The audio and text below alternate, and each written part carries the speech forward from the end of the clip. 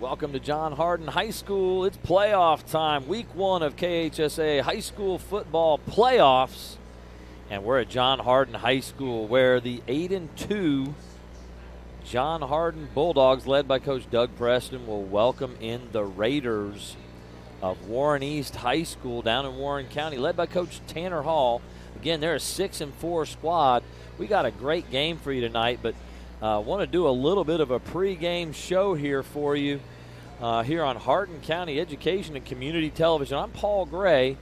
Tonight, flying solo, my buddies Jeff Knoll and Tony Menendez, not able to be with me tonight. I believe I'll have Tony next week. We're thinking we'll be headed to North Hardin. We'll see how round 1 shakes out, but we believe we'll be headed to North Hardin next Friday night. You'll join us for North Hardin against either Henderson County or Barron County. But we're going to expect and hope that the Trojans come out on top. We'll be there. Tonight we're going to celebrate a great season here and hope that this thing can keep rolling on. Again, the John Hardin Bulldogs here have had one of the better seasons they've had in a long time.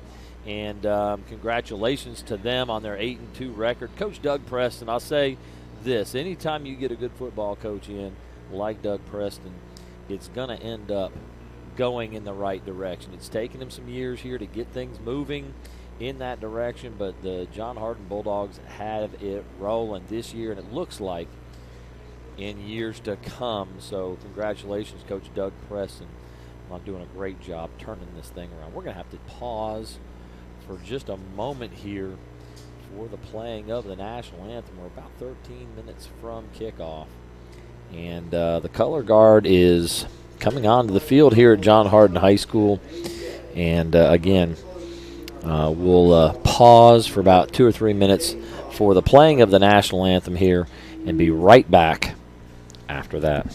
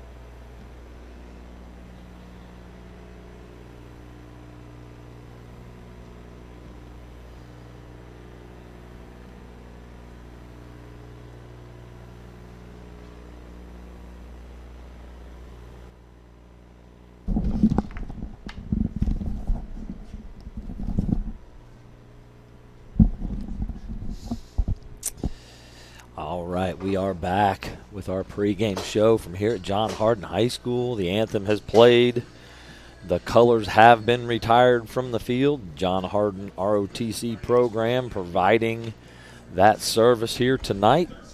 And again, I'm Paul Gray with you tonight, flying solo. Again, I was mentioning the effect of Doug Preston. Whenever you get a good coach in, it's almost not a matter of if he can get things turned around, it's just when. It took him some time to institute his values and work ethic into this program, but that has started to come to fruition this year in an 8-2 regular season, a really good regular season. In the midst of all that, right in the middle of that, is a dynamic season, one of the great all-time seasons for a running back here in high school football in the state of Kentucky. The leading rusher in the state of Kentucky for the regular season, Cavalli Pittman, number 4, junior for this John Hardin Bulldog squad. 2,600 yards in 10 games, averaging 260 a game, 33 touchdowns. Unbelievable numbers. It brings to mind, to me, several other greats in Kentucky. There have been a lot of unbelievable players locally back in the mid-'90s. Derek Homer at Fort Knox was a force. Scored 112 touchdowns in his career at Fort Knox. Another that I'm very personally familiar with, I was doing some statistical comparisons earlier today as I prepared, is a fellow named Sean Alexander from the early 90s. He played up in Boone County, and I was fortunate enough to coach him as the offensive backs coach at Boone County High School in the early 90s. Sean went on to play for the Seattle Seahawks, was the MVP of the NFL in 2005, and lost in the Super Bowl that year to the Pittsburgh Steelers. But Sean at Boone County scored 110 touchdowns. At the time, number 1, not just in the state of Kentucky, but in the history of high school football in America. He had just passed Emmitt Smith, who had 107 at the time. So Sean Alexander put up these kinds of amazing statistics. He's now 5th in the history of Kentucky in touchdowns. So some amazing performances in the last 3 decades have buried some of those great performances by people like Derek Homer and Sean Alexander. But I'm making those comparisons because I look at Sean Alexander's numbers from high school. His junior season, he rushed for 2,401 yards, and that was in 14 games through the playoffs. In the regular season, Cavalli Pittman rushed for 2,600 yards, 200 more yards than Sean had in 14 games. Now, Sean had 42 touchdowns versus 33, but we have not seen the end of this season for Cavalli Pittman. We expect to see big things tonight and hopefully moving forward in the playoffs for Cavalli and his John Hardin Bulldog teammates. Want to also mention, good grief, if you're going to talk about great rushing seasons, that's Cavalli Pittman, but it's just as much the big guys up front.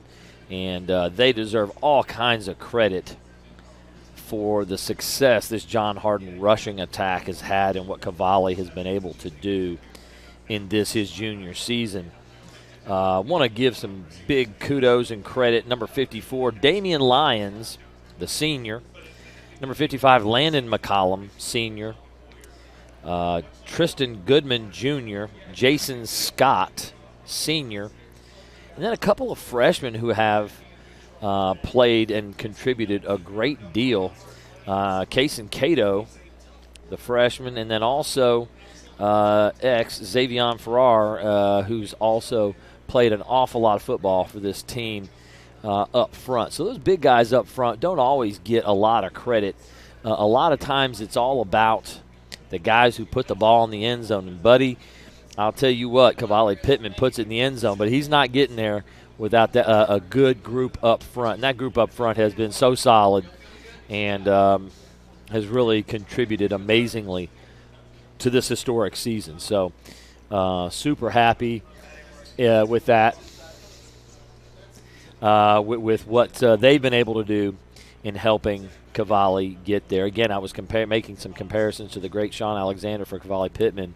Again, Sean was able to score in his senior season 54 touchdowns and rush for 3,166 yards, outdoing his junior year performance. Don't know if that's possible for Cavalli Pittman, but He has had an amazing season here in his junior year.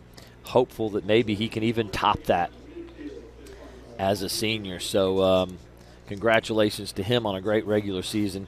Can't wait to see what he can do with those big guys up front this year. Give a little bit of credit, too, to the fullback. The fullback means a lot. TJ Williams, in carrying the ball and blocking, has also contributed amazingly to that. I'm not giving any credit to the tight ends either. The tight ends have been super big in contributing. DJ Hightower, number 20, number 11, Cameron Moore. These guys have done a great job blocking up front as well. Want to also take a moment to talk about this Warren East squad. This could be a really good ball game. Again, coming out of District 2, John Hardin is the 2 seed. Coming out of District 1, Warren East is the 3 seed. They're a 6-4 ball club. But, man, they're a good team. I'm telling you, this is a tough matchup tonight.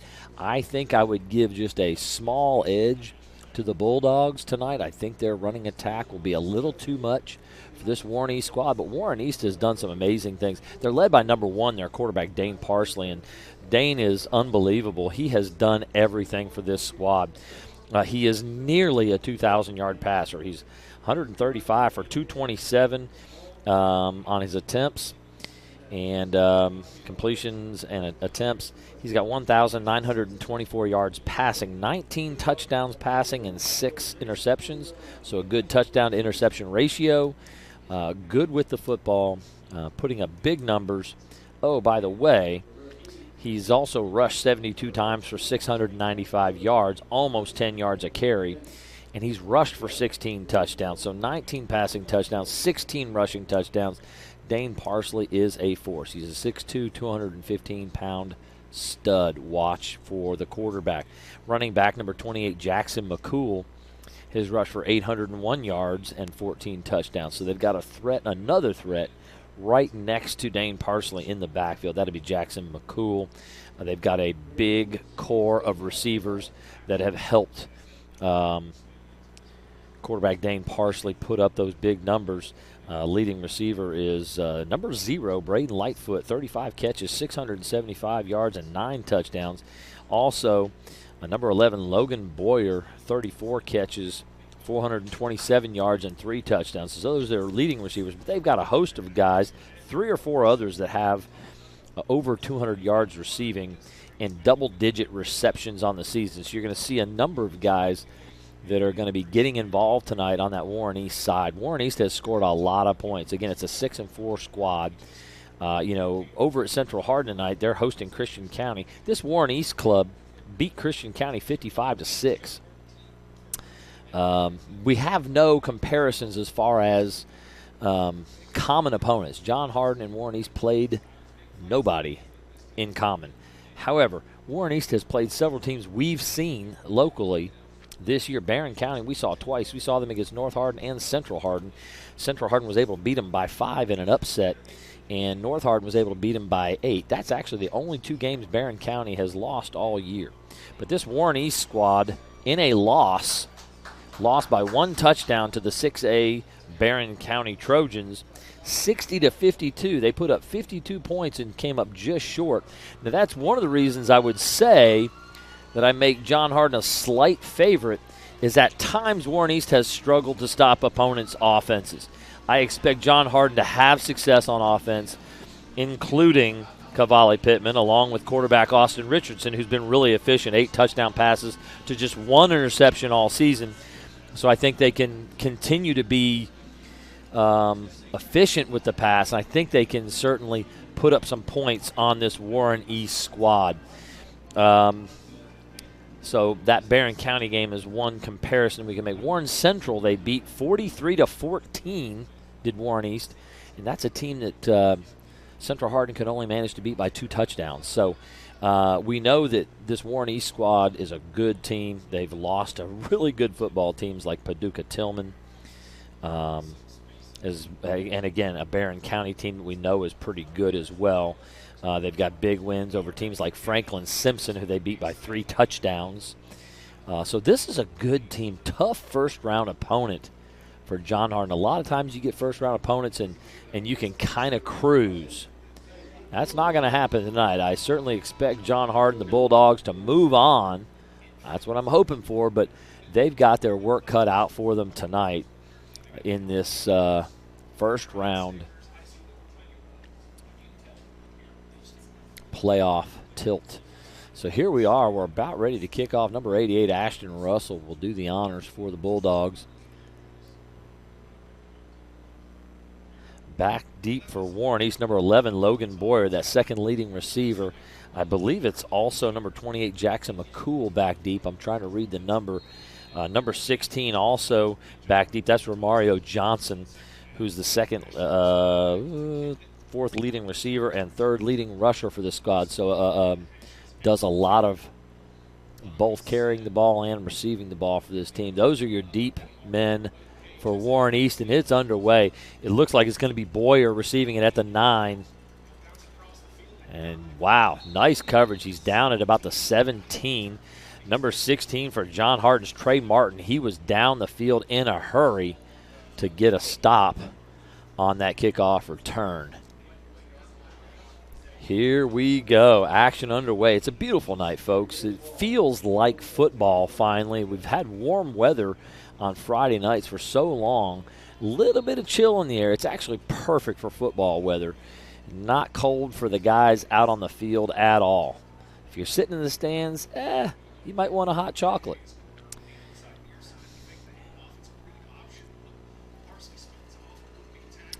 So that's Dane Parsley again. Kind of an outside zone read, and he cuts the ball back up inside. 4-yard gain for Parsley on that first down play. Second down and 6 now. Expect to see a lot of Parsley and McCool in the backfield. Trips to the right. There was early movement on the offensive line. That'll be 5 yards back. Bring up a second down and 11 now. So a costly error early in this first drive negates a good first down run. So second down and 11 now after the penalty.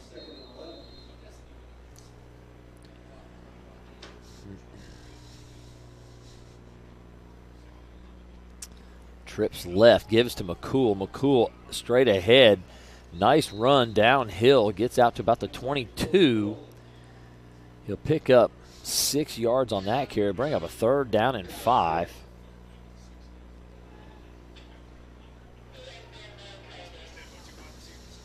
Third and 5. Again, they're playing. They've got 2 receivers left, 1 receiver right. They've got a tight H-back look, a wing, so almost a trips look. They're going to run to that side, the strong side.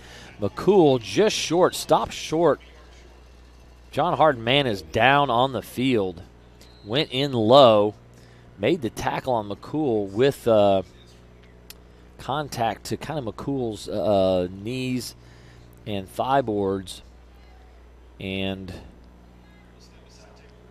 we're going to take a little break here and just kind of step away. Let me read some of our ads. I believe that's number 12, B.J. Stewart, down, but they are going to take a good look at him. Again, he went low and maybe helmet on the knee. He is moving. His legs are moving, which is a good sign, but they are going to stabilize the neck and really take. He's trying to move and trying to get up. They want him to stay still. Anytime you got a head or neck injury, you want him to stay still. But he's trying to get up. That's what football players do, B.J. Stewart. And they're struggling to keep him from moving. We're going to call the ambulance over.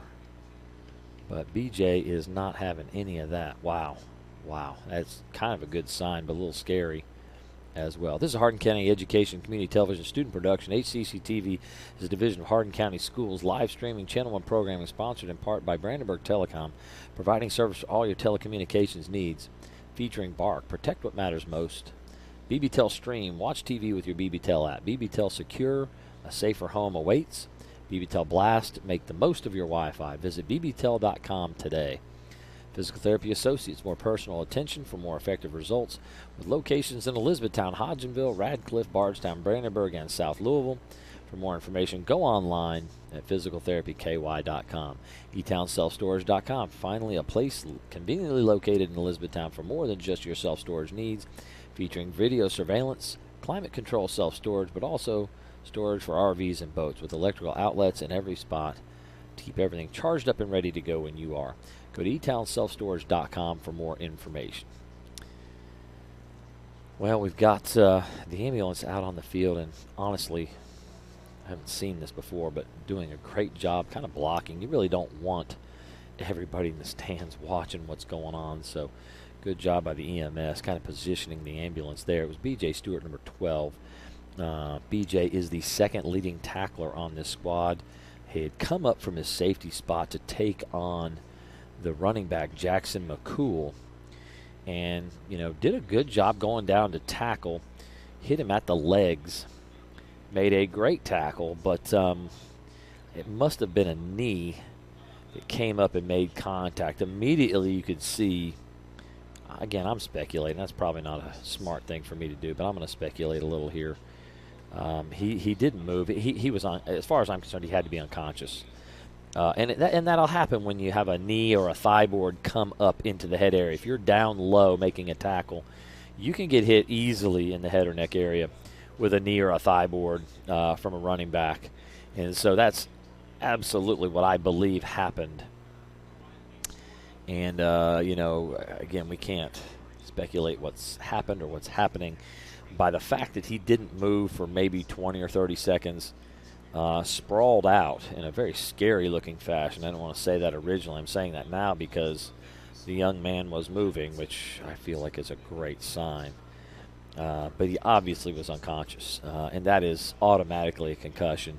They're going to want to get him checked out regardless of what he's saying or feeling right now. I love a kid who's that tough, like B.J. Stewart. He wanted to get up once he came to, and they're surrounding him there. Everybody's trying to stabilize the neck, make sure he's okay, and he was flat out fighting him to get up and wanting to get to his feet. I see him now getting to his feet. He is standing up.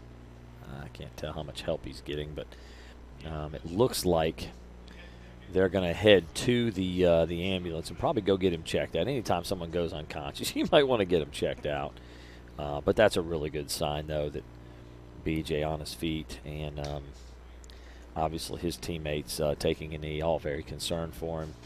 It looks to me, and I'm speculating again, but it looks to me like we're going to have a good outcome to this. It looked awful at first, but it looks like we're going to have a good outcome,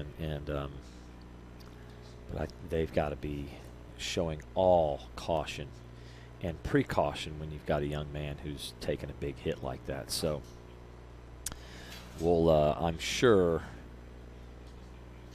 have him taken to a local facility to be evaluated, even though it appears how dumb we were back in the 80s and 90s when I played and was a young coach. They'd have got that kid up and taken him over to the bench and probably shined a light in his eyes a few times and sent him back out there. But doing the absolute right thing, let's take BJ and get him checked out, make sure he's okay, and give him the best attention that he can get. It looks like, based on the spot, that it was a first down at the 28-yard line. So McCool picked up 6 on a 3rd down and 5. So he's had 2 carries, each of them 6 yards in length. And we got a really nice moment here where the Warrenese guys are going to come over and just kind of give a little love to the John Hardin Bulldogs guys. That's a scary moment, man. You just hate seeing that. And these guys are just going to come over, and I think I'm going to just have a little prayer for BJ. Man, I love it, dude. Come on, boys. That's what it's about. That's what it's about. We've got 11:06 in the first quarter. We've just gotten started. First series of this ball game. And, again, B.J. Stewart's being loaded up. Again, the second leading tackler for this John Hardin Bulldogs squad is going to be taken off again. He was on his feet. Boy, that makes me feel a lot better. If not, I'd be sick to my stomach right now. But they'll go get BJ some attention and make sure he's okay. I don't know if we'll get any updates for you. I don't have NFL sideline reporters here with me, but we will, if we get any info, we'll certainly pass that along. I feel like But it's a tough moment. Here you are trying to get ready to play, and now one of your brothers is headed off to the hospital. And so Coach Preston's down here talking to his team. That's what you got to do. You kind of got to bring them together, make them, get them to feel like they need to do something. He's got them going to run and warm up. They stood for 5 minutes or so while BJ was being attended to. And just kind of get them warming up and moving again a little bit. Talk to them about what's going on and get their minds back into a ball game. Their minds are probably with their buddy right now. But we're going to resume in just a moment here. Get back to play. Man, that's as difficult as that is to watch. Great moment with the Warren East squad running across the field to have a little prayer time with John Hardin just to kind of bless them as well as pray for a fallen competitor there. So we'll be back to action here again. Dane Parsley, the quarterback, number 1. Big quarterback for Warren East. He's got Jackson McCool in the backfield with him. 2 receivers to each side. The pistol formation straight ahead, downhill. Not much there. Maybe a yard from McCool. Big tackle, it looks like. Number 56, Elijah Luna. Man, he's made a lot of plays this season for this squad. Number 11, leading tackler Cameron Moore there as well. So just a 1-yard gain for McCool on that carry. Bring up a 2nd down and 9. Ball at the 29-yard line. Kind of a trips look. Again, that H-back inside the tackle. He's going to pass protect. Looking deep down the field, and great cover. Number 8, MJ Hayes, all over the receiver. That was leading receiver for this Warren East squad. Braden Lightfoot, he's got 9 touchdowns on the season. He's had himself, and 675 yards. He's had an amazing season, but nothing doing there. MJ Hayes, who also does a lot of the kick returning duty for this John Hardin squad, is a lights-out athlete, and he was all over that one. Oh, boy. Wide open. Good throwing kicks. Easy play. Number 11, Logan Boyer, is going to pick up 13 yards on that throw there. So Parsley has his first completion. They threw just a little hitch route, and the outside backer never dropped underneath that. It was a zone cover look, but the zone was never dropped into. This time they do a better job in coverage. There goes Parsley, break and contain. Can't let him do that. Get all the way to the 45. Another big carry there, 12 yards for Parsley on the scramble. And again, I know a couple weeks ago, John Hardin in a win over Nelson County scored 62 points but gave up 41 and was in a shootout. I don't know if that's what we're about to see here, but this Warren East offense off to a good start right now. I think that was a play action. Look, oh, good throw, but not caught. Might be number 18, Sebastian Marr, making a hit from his safety spot. They tried to throw the ball out to the left there, and it hit the receiver in the chest. I think it was Julian Wright was the intended receiver. Good throw from Parsley, but ball just bounced off him. 2nd and 10 now on the Bulldog 46. Swing pass to McCool, caught. Maybe a 3-yard gain. Number 15 there to make the tackle. Jacoby Linton all over that play from his outside backer spot. So a 4-yard gain on the swing pass to McCool. McCool has caught quite a few passes this year.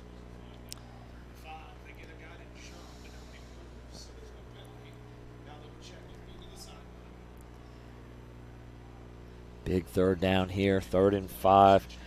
5-yard pass completion there.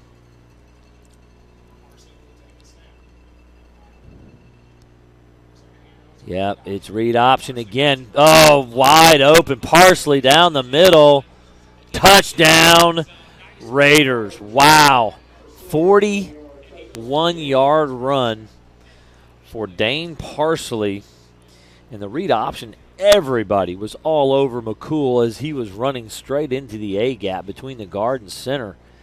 And nobody there to account for the quarterback, Dane Parsley. Now, I mentioned Parsley does everything for the squad. Here he is to kick the extra point. Toe basher, and the ball is through. You don't see that very often anymore. I've had a few of those myself.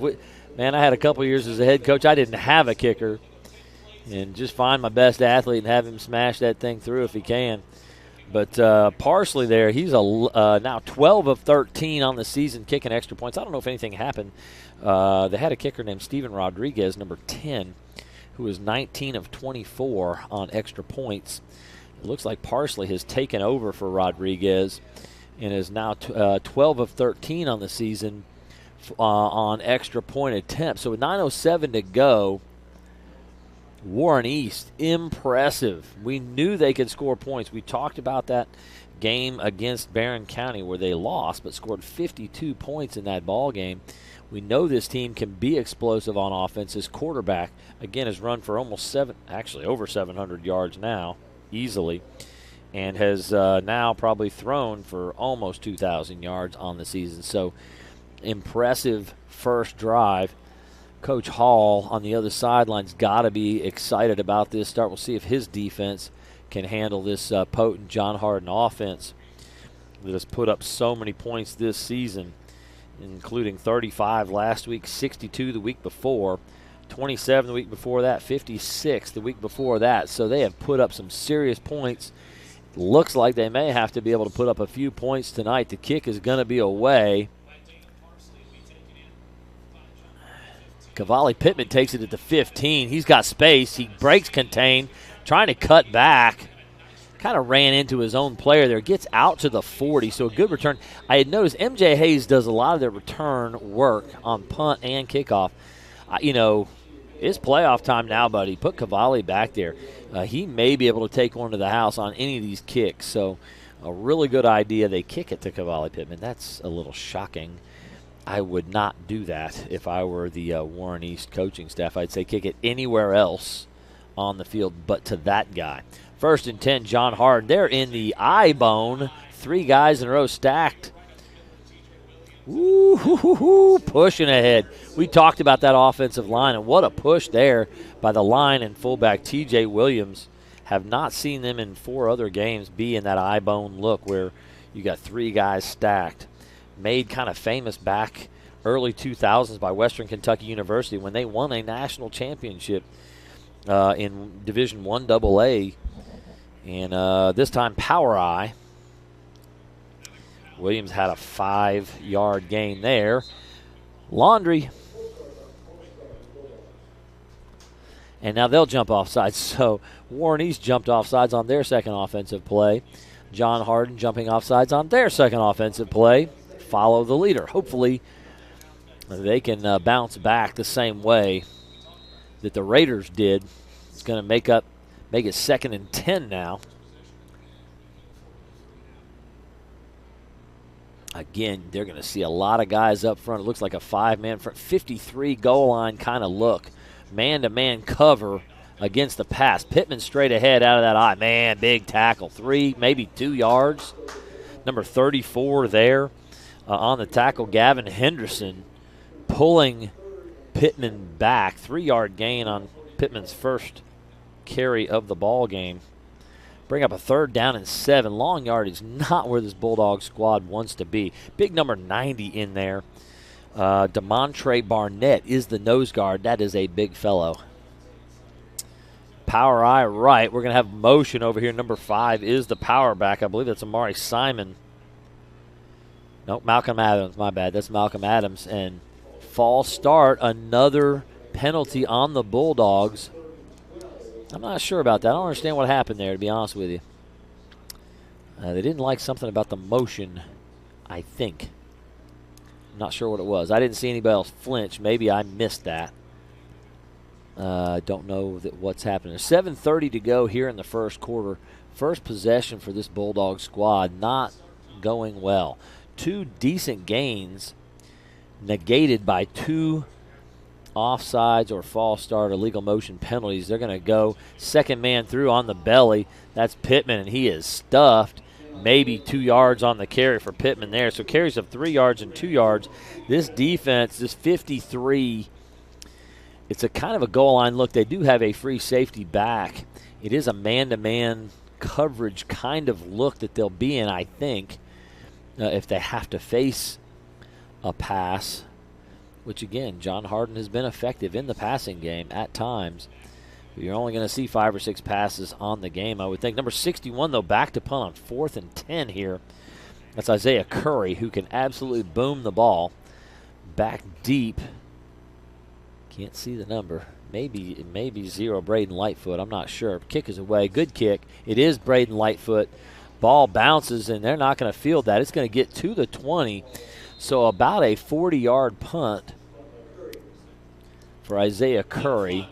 So a good job flipping the field, and we'll see if the Bulldog defense can kind of get themselves together here and get a stop on this second possession. Again, when they have lost ball games this year, they've gotten off to poor starts. They got down early to Hancock County in week 1 and couldn't quite get back, losing 21-10. They got down a couple of touchdowns, 2 or maybe even 3 touchdowns to Bardstown, and came back to cut it to 1 touchdown. They're going to have to get stops. And boy, there's McCool running through guys up to the 29, almost the 30. It's going to be a 7-yard gain for McCool. Again, looks like they're running a lot of zone read.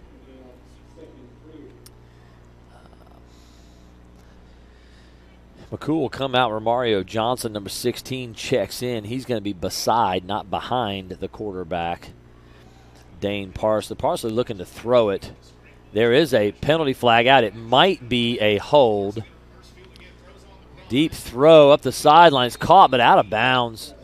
Wow, what a throw all the way across the field to about 12 yards downfield at the sideline. He was trying to get it to Logan Boyer, but out of bounds was Boyer.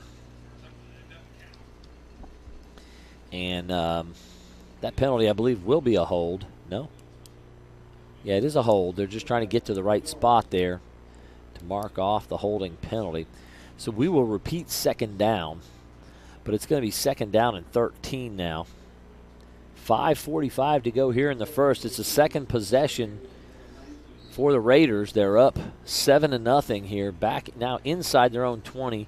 Johnson's still in with McCool out. Play action look to the left. Great throw and catch. Wow, right over the outside backer. That was Malcolm Adams at the outside backer spot. Went right over him. And it's going to be about a 9-yard gain, bringing up 3rd and 4. He's gone to Boyer a couple times now on the game and looked for him on that last pass. 2 receivers to each side on 3rd and 4 here. They're going to keep that time. Oh, my goodness. That is a big, strong quarterback. First down on the carry there. About a 4-yard gain, almost 5.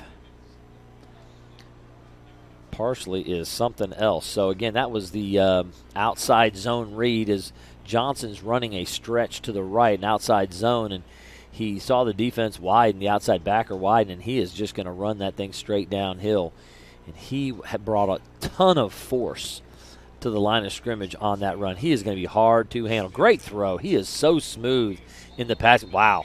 Hit immediately. I think it's McCool. No, not McCool on the catch. 26, Julian Wright comes up with the catch. 7-yard gain on that one. So smooth and so accurate in the passing game. This quarterback can flat play. Run, throw. His numbers showed it. I'm so impressed. Trips to the right. Out of the backfield, McCool, he's got it to the weak side. 2-yard gain short of the first down. So McCool's got 2 catches as well for 7 yards. 4 carries he has for 22 yards. McCool super active. 3rd down and 1.5 yards or so. They're going to give to McCool straight ahead, and he's going to get 4 on the carry as he reaches forward to make sure he gets the first down. Cameron Moore on the tackle. Ooh, man. Going to have to figure something out to stop this running game. It's tough, and when the quarterback throws the ball this well, how these guys lost 4 games. Good grief. They look good out here. I knew this was a tall order. Parsley, oh my, finding Boyer straight down the seam. Nobody looking up the receiver. So one of the things you got to do, that's a 12-yard gain for Boyer. One of the things you have to do as an outside linebacker, if you're playing zone, when you drop into coverage, you've got to find the receiver. You're not just covering grass. You have to cover a receiver in that area. And right now, the John Hardin defense is just looking back into the backfield. They have no idea where the receivers are. Got to get your eyes. You play pass coverage with your eyes. You got to find receivers, and right now, not doing it at all. 3:01 to go. Zone read again. And, wow, another big run, 9 yards for Parsley. Dane Parsley. Dude, this guy can play. 2:46 to go, 7-0 Raiders, and they are driving the football. They're at the 33 of the Bulldogs. And right now, they're in a 3-man front, 5-man box. They're going to keep running the football if they're going to get a 5-man box. Oh, gosh, wide open. Boyer's got an easy throw and catch for a touchdown all by himself. Wow. 33-yard touchdown pass to Logan Boyer. He ran right by the corner, who was staring into the backfield, watching the play action fake. They faked a screen to the right, a wide receiver screen, as one wide receiver stepped up and then stepped back, showed his numbers and his hands to the quarterback. And while he's doing that, the inside receiver is pretending, faking a block like he's going to block for the screen, then just takes off running. And he runs right by the rest of the defense. Muddle Huddle, or Lonesome Polecat, depending on which decade you're from. They're going to come back in and actually kick this one.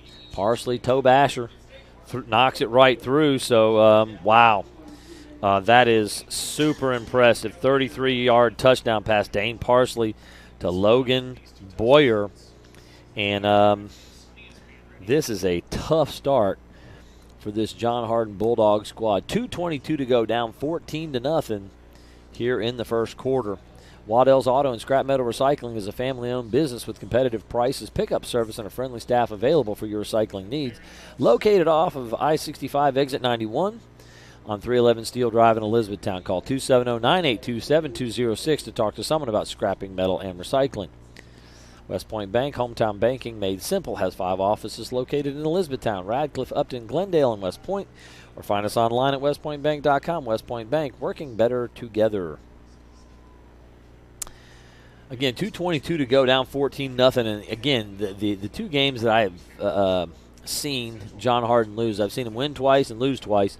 The 2 losses on the season, they got off to a bad start. Down 14-0 here, they're going to have to rally. And they can't make mistakes. A little roller, not going to kick it to Pittman this time. What a great idea. Number 24, Cam McFadden, is going to fall on it at about the 34. First down and 10 for the Bulldogs. Now, again, that first series, they shot themselves in the foot.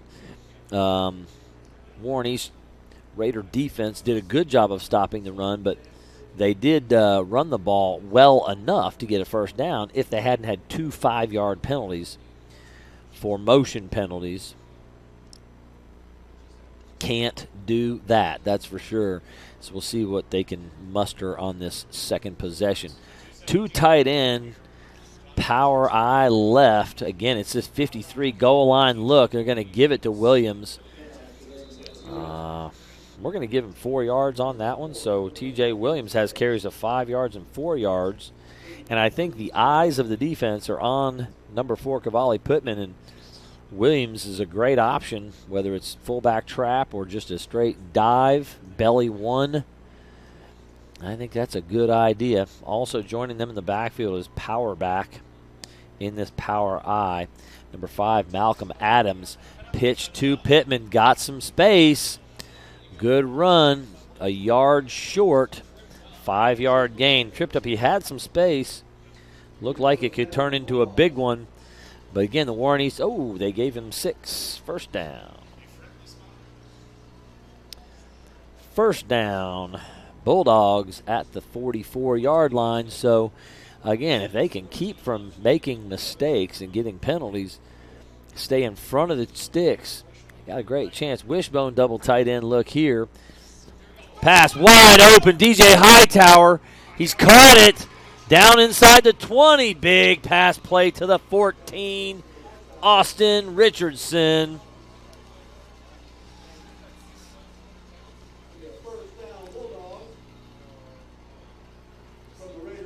.42-yard gain. Austin Richardson to DJ Hightower, wide open, and that's what will happen if they are going to sell out to stop the run.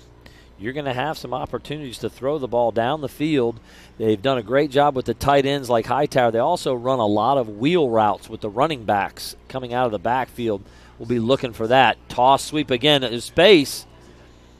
Good play. It's Parsley making the tackle. Probably about a 7-yard gain there. We're running low on the clock in the first quarter. Yeah, we'll give him 7 on that one for Pittman as he's starting to get going. Carries of 6 and 7 on the last couple. I did want to mention Dane Parsley, the quarterback, looks like a stud on offense. By the way, he's their second leading tackler. You don't see that a lot. Middle linebacker and quarterback. Sometimes you want to protect that guy, but I think you need to protect the other team from that guy in some cases. So give straight ahead to end the quarter. Hightower inside the 5, close to a first down. We'll see if they give that to him or not. Don't know. Well, that is the end of the quarter. 14-0 Raiders, but the Bulldogs are threatening here. I think it's going to be a 3rd and inches. Nope. They just flipped it over to a first down, so I think they're going to give him the 4-yard gain there. So Williams, again, very effective in the run game. And you see what the Bulldogs can do offensively when they don't have the penalty issues. E-Town Exterminating is a locally owned, family-run pest control company and has been serving Hardin, Meade, Grayson, and Nelson counties in the surrounding areas of Kentucky since 1976. Whatever your pest control issues are, termites, spiders, crickets, general pests, even moles, their team has the knowledge, skill, and training to safely and effectively eliminate the problem. Call 2707-337-6900 or go online at mugabug.com.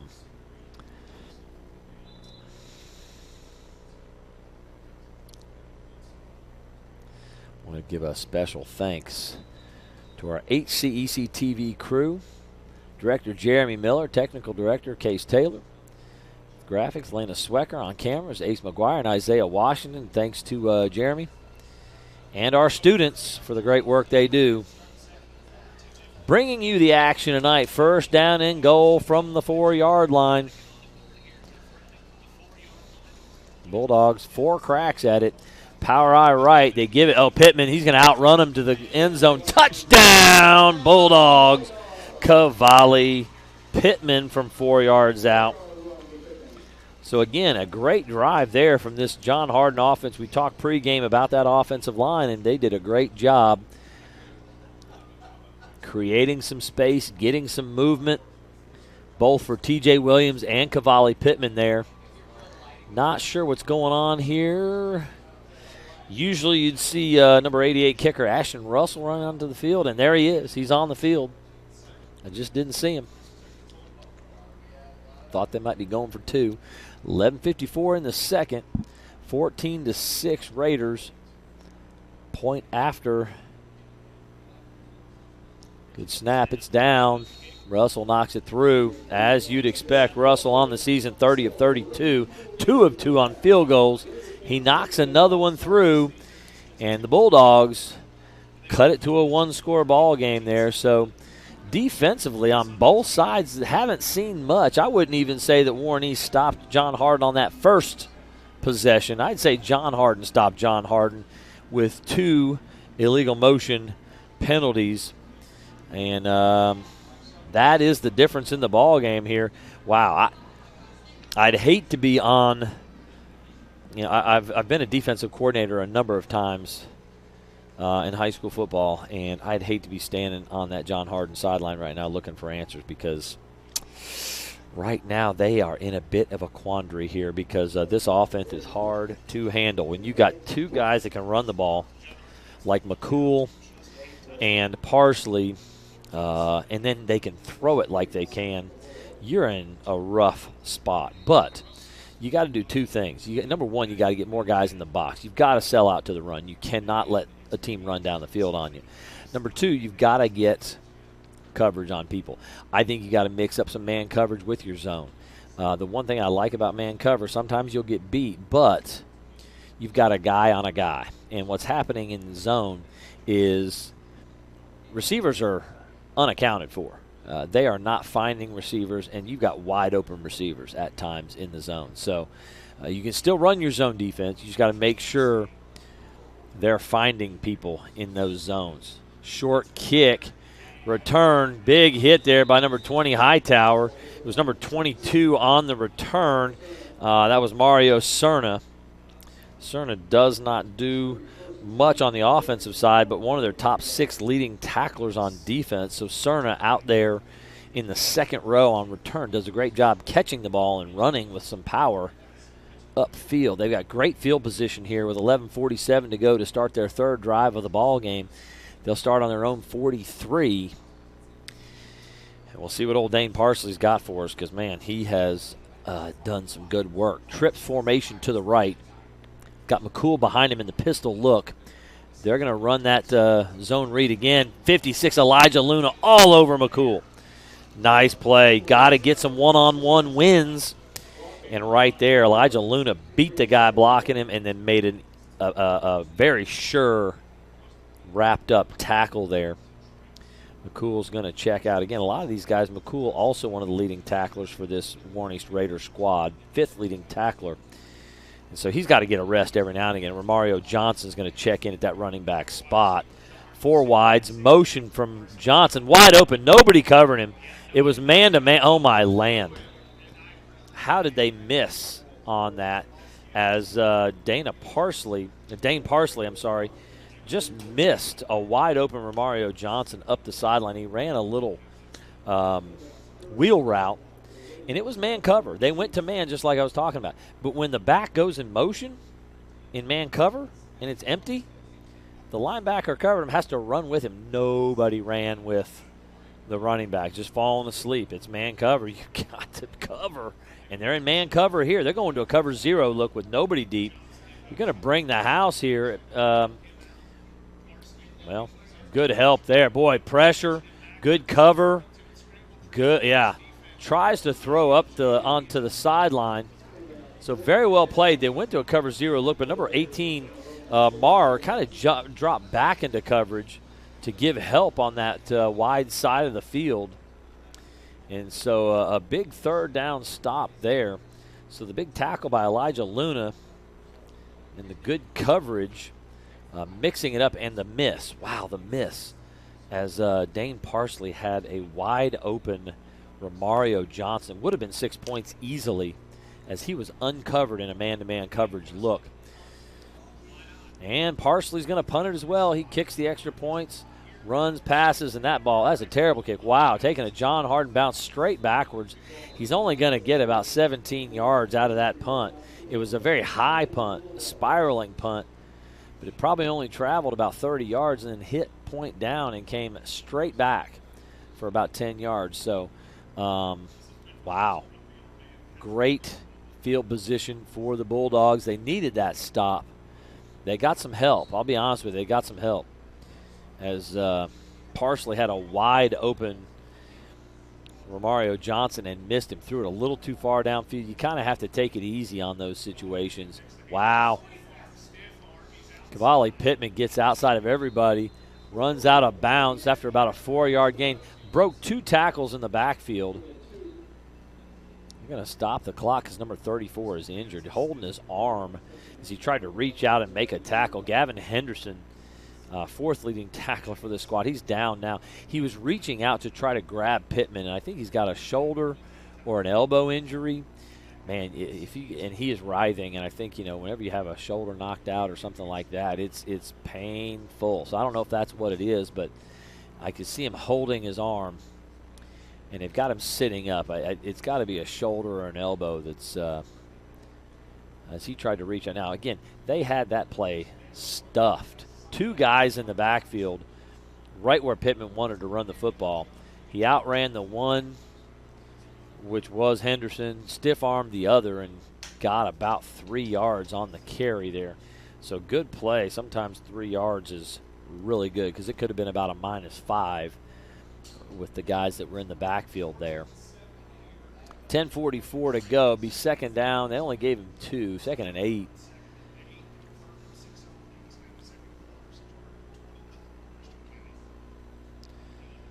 Wishbone, 3 backs. It's going to be a counter.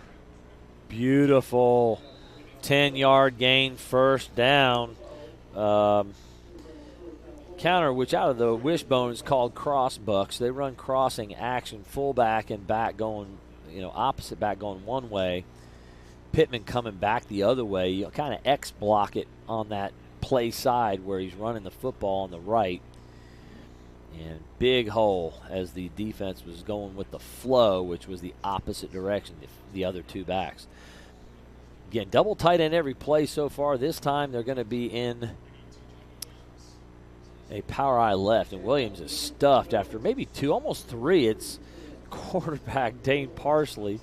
Get a little chuckle out of that when I see the quarterback at middle linebacker. I've only seen that one other time. Beechwood High School back in the early 90s had a quarterback that played middle linebacker, and they were a 3-time state champ, and that kid was Wilmoff, I think was his name. Man, was he a big kid. About like this guy, 6'2", 220 or so, and that's about what Wilmoff was. So 3-yard gain, though, from Williams. That's good. Williams has been, again, very effective there. They're going to throw the ball again. Nobody open. Richardson sacked. Wow.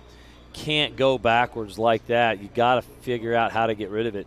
Atlas Pinson, number 8, makes the sack. So he's got a sack that's going to really flip things around here from 2nd and 7. Now it's going to be a 3rd and 15 back to the 50-yard line. And this John Hardin Bulldog squad not built for 3rd and 15. That time they did a great job handling the 2 tight ends down the seams, which is what they were running off of the play action look. They had a back out on the flat to the right.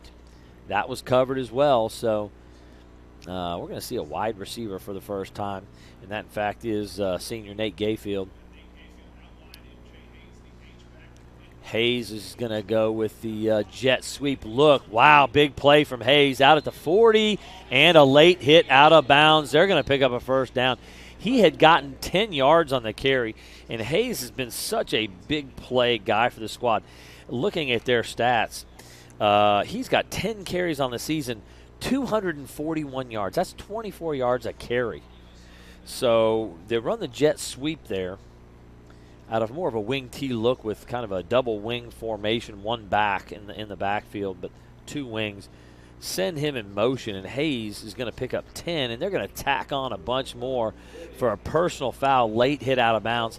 If that had not occurred, it would have been a 4th and 5. It would have been really interesting to see what Coach Preston would have done with a 4th and 5. But fortunately, that 15-yard carry is going to take it all the way down to the 25. 1st and 10 Bulldogs. 8.5 to go here in the second quarter. Down a touchdown. So a touchdown drive here would even things up. Double tight end look with a wing, and there's offsides. Everybody moving. Man, everybody confused about what the count is. They're trying to go to Hayes again on that. Well, that's how the first drive stopped, was with motion penalty. We have several guys in motion there. So it'll be first down and 15 now from the 30. They need to get to the 15-yard line for a first down. So 3 penalties now in this John Hardin offense. Warren East has 2 penalties. That last one just a moment ago, and an early penalty. 3rd penalty for Warren East. And, again, can't get set. Not sure what's going on here. Actually, there was a holding call on Warren East earlier. They've got 3 penalties on the game. That is a 4th call on John Hardin. All 4 on John Hardin motion penalties. So they're going backwards in a hurry here, giving back the 15 yards they got on the late hit. And Coach Preston here having a talk with the sideline judge, trying to say, hey, we're going to get this figured out here. Not have guys moving early. Gayfield again out to the right. He's on the line, but they've got a tight end on that side as well, which is not a normal setup. It's going to be a counter look. Oh, Pittman's got it. Spinning off down to the 21. Big gain. Wow. 15-yard gain for Cavalli Pittman. Really nice counter look as they faked the jet sweep action, then gave to Pittman going the other direction. So they had everybody's eyes following the motion man, making it look like they're going, oh boy. No back this time. This is absolutely going to be a jet sweep or quarterback. Oh, they jumped again. What is going on here? That time, number 7, Cameron Russ, jumping early. What's going on? That's 3 motion penalties in the last 4 plays. It is not difficult to stay on sides. There's a number of ways you can do it. Number 1, you can know what the count is. Number 2, you can watch the football. So they've got to get that figured out. 2nd down and 10.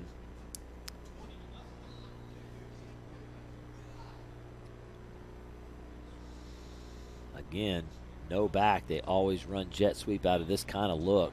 We'll see if the scouting report has that figured out. Pittman there. Good cut inside, back out. Wow, great tackle. Just a few yards on the gain there. 0. Again, leading receiver for this Warren East squad is Braden Lightfoot, and he makes the play there. Again, they got a lot of guys playing both ways, but they've got their best ones out there. That's one thing. When you get to the playoffs, 2 platooning's great, but if I'm getting beat in any way, shape, or form, and I turn around and look next to me and see one of my best guys standing there, it drives me crazy as a coach. I think you've got to play a little bit of Iron Man football late in the season. You're in shape. It's cooler. Should be able to do that. Again, the counter again to Pittman. Oh, man. Parsley's got a hold. They're going to call a horse collar is what they're going to call on 3rd and 8 there. There's a 3-yard gain on the previous. It's going to be a horse collar call as he had a hold of the back of his jersey as Parsley came through the line from his linebacker spot. Was a little behind Pittman. Called a face mask. Who grabbed whose face mask? That I did not see. All right, 3rd down and 3. 6:45 and count here in the second quarter. Big drive for the Bulldogs. Power eye right formation. You got 2 downs to get 3 yards here, and you got the best back in Kentucky. You got a lot of good blocking out in front too. Pittman pushing the edge inside the 10. Big gain there. Wow, great blocking by everybody on that one. So that'll be about, they say he went out at the 11, about a 6-yard gain on that 3rd down and 3. Actually, more than that. About a 7-yard gain for Pittman there.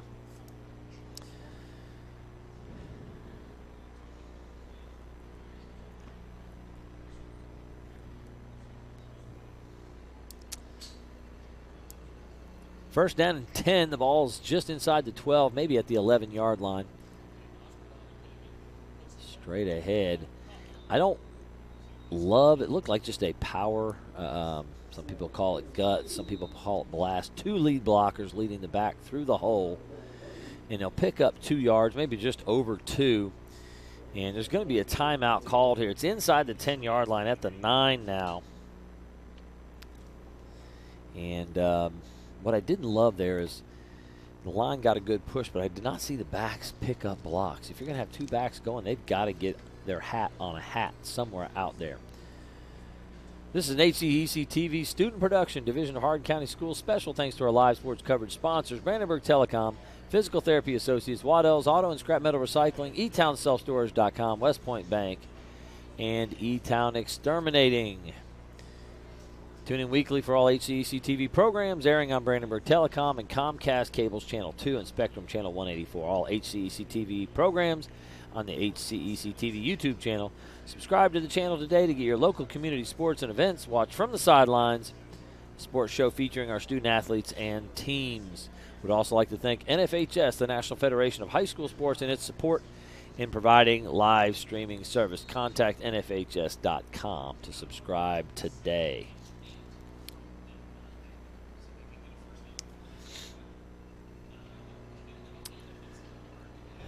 Interesting formation there. Pittman off the left side. Touchdown, Bulldogs. 9-yard touchdown run. Cavalli Pittman, his 2nd touchdown on the ball game.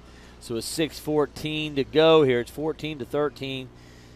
Ashton Russell coming on to try to add the point after and tie this thing up. So a rough start for the Bulldogs. They've gotten themselves right back in this ball game here in the first half.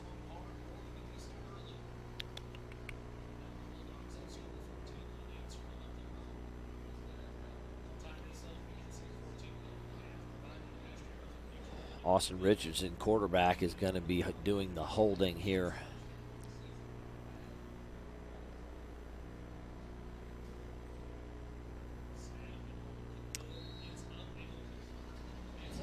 Ashton Russell will put it through, and the Bulldogs tie it up. Wow. So a rough start, overcome here. And again, we've seen both teams kind of have problems offensively because of some errors. Again, the Bulldogs' lone possession that did not end in a score. They had 2 motion penalties in their 3-down series. The Raiders, on the other hand, a couple of really nice plays by the Bulldog defense, but they had wide open Romario Johnson on a wheel route.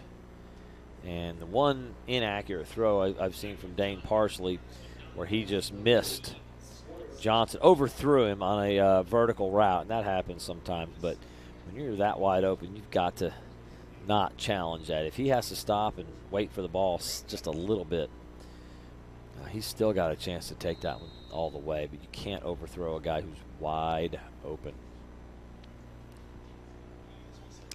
Russell on to kick off. I believe it's McCool back deep along with number 11, Boyer. Boyer's going to be the one to get it. He takes it at the 19, not a very deep kick. About the 35-yard line, pushing a little further. They're going to spot him at about the 35. So number 11, Logan Boyer, gets a pretty good field position after the kick.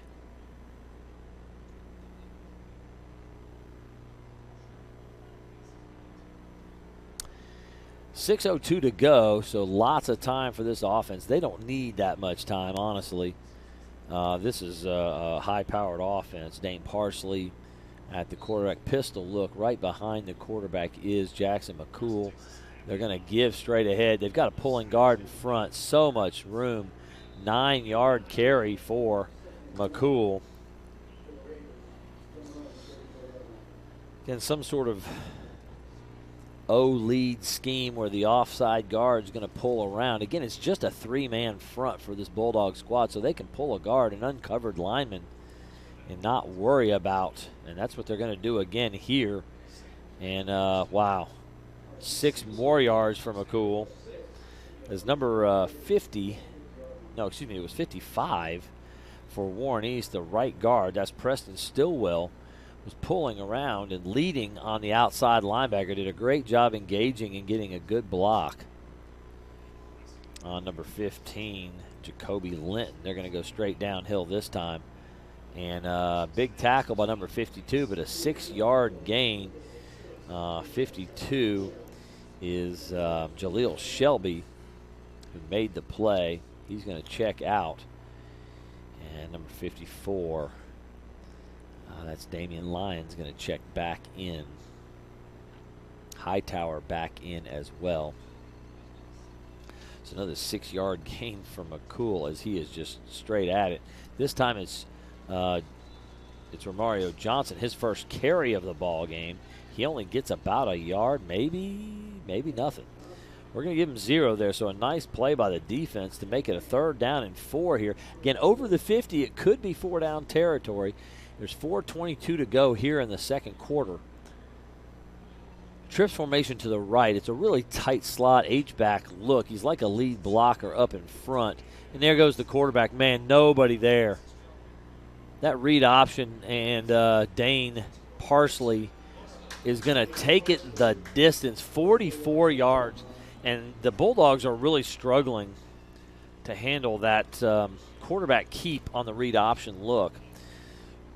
They got 4 straight carries from Jackson McCool right in their face. Then another carry from Romario Johnson. And as soon as Dane Parsley put the ball on the stomach of the running back, they all ran to that. Unfortunately, it was the keep. Ooh, here we go. Looks like they're going to go for 2 here, and they're going to throw out to the right. They like their matchup there. He got it in. Wow. Quick throw from Parsley. It looked like it was it 8? I believe that was 8, Atlas Pinson. Or was it 0? Braden Lightfoot. I couldn't see the number. Both 8 and 0 look a little similar. I think it was 8 Pinson that made the catch out there. They had 2 blockers in front of him. And enough space to get that one in there. So, wow, 2-point conversion after the touchdown for this Warren East Raiders squad. Coach Hall, again, his boys jump right back in it. Boy, they scored that one in a hurry. It took 2 minutes to get the ball in the end zone, just under 2 minutes there. That will leave the Bulldogs with right at 4 minutes.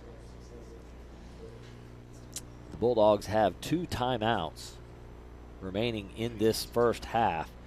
And with the heavy dose of running that they do, they may need those timeouts to have enough time to put together a drive here.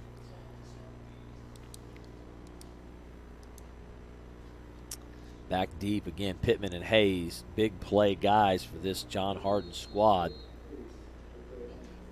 believe it's number 33 kicking off. It's not Dane Parsley, who does the extra point kicking duties. Number 33, Gilberto Monge, kicks the ball down the field, and that's going to be Hayes with it, looking for some space. He's got a little bit of space. Needs to break a tackle or 2 there. Pushed out of bounds by Monge. Nice play by the kicker there. Out to the 47. A great field position, especially when you only got 4 minutes to try to put together a scoring drive here. They needed that good field position. So great return from MJ Hayes. Both teams struggling to kick it deep and get any advantage out of the kickoff. Both teams able to get really good field position.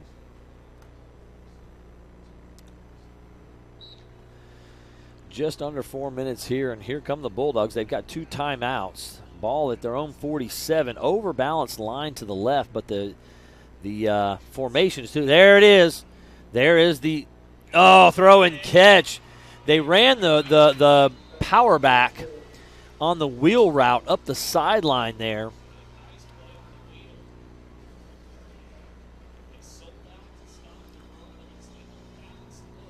So a 30-yard pass from Richardson to number 5, and that is Malcolm Adams, who's been playing that power back or that halfback spot when they're in the wishbone look, and Adams has been a blocker for the whole game. I did mention that they love the 2 tight ends up the seam route, but they also love to bring the back out of the backfield on the wheel, and there it was. And so they handled the tight ends down the seams, but nobody found the halfback, the power back, and the power eye out of the backfield up the sideline there. Again, strange formation. Love what they did on that. I kind of expect them to run it to the weak side, but they threw it to the weak side for a nice 30-yard gain there. They've got 2 completions now, 2 for 2, for 42 yards and 30 yards. The other time they tried to throw it, there was a sack, so not an official pass attempt. But a big play takes them down to the 22-yard line with 3:47 to go. They needed a big play. Warren East calls the timeout, so they still have their 2 timeouts. So, honestly, at this point, if I'm John Hardin and Doug Preston, as a coach, I'm thinking, I don't mind running some clock right here. I don't want to give the ball back to Warren East with 2.5 or 3 minutes to go here. Again, same formation, overbalanced left. Power out right, they go with that play, the guts or blast play to the right. Going to get 4 yards there. Good push up front. That's the only way you can explain that, because it didn't look like there was much there, but he had several yards. They're going to give him 5 yards on that. So 5 yards on that play. Same formation. You're setting your power back to the weak side of the formation. 4 linemen that way. They're going to toss it. Lots of space. Pittman, good block in front by Williams. Down to the 5. 12 yards again. So Pittman's starting to, in this, They're going to call a hold. Ugh.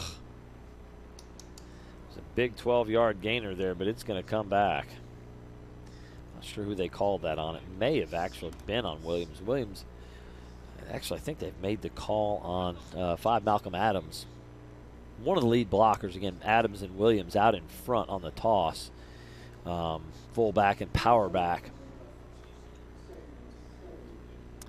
3:12 to go. It was a spot foul call. So it'll be a 2nd and 7 here. Manageable yardage, same formation. You got 4 linemen, overbalanced left. To the 2 side, you've got the power back. Pittman again on the toss, almost to the 10. It's going to be a first down. Don't know if they've got him to the 10 or at the 11. I think they're going to mark him at the 11, an 8-yard gain. 1st and 10, they'll be able to get a first down, but it'll be right at the 1-yard line.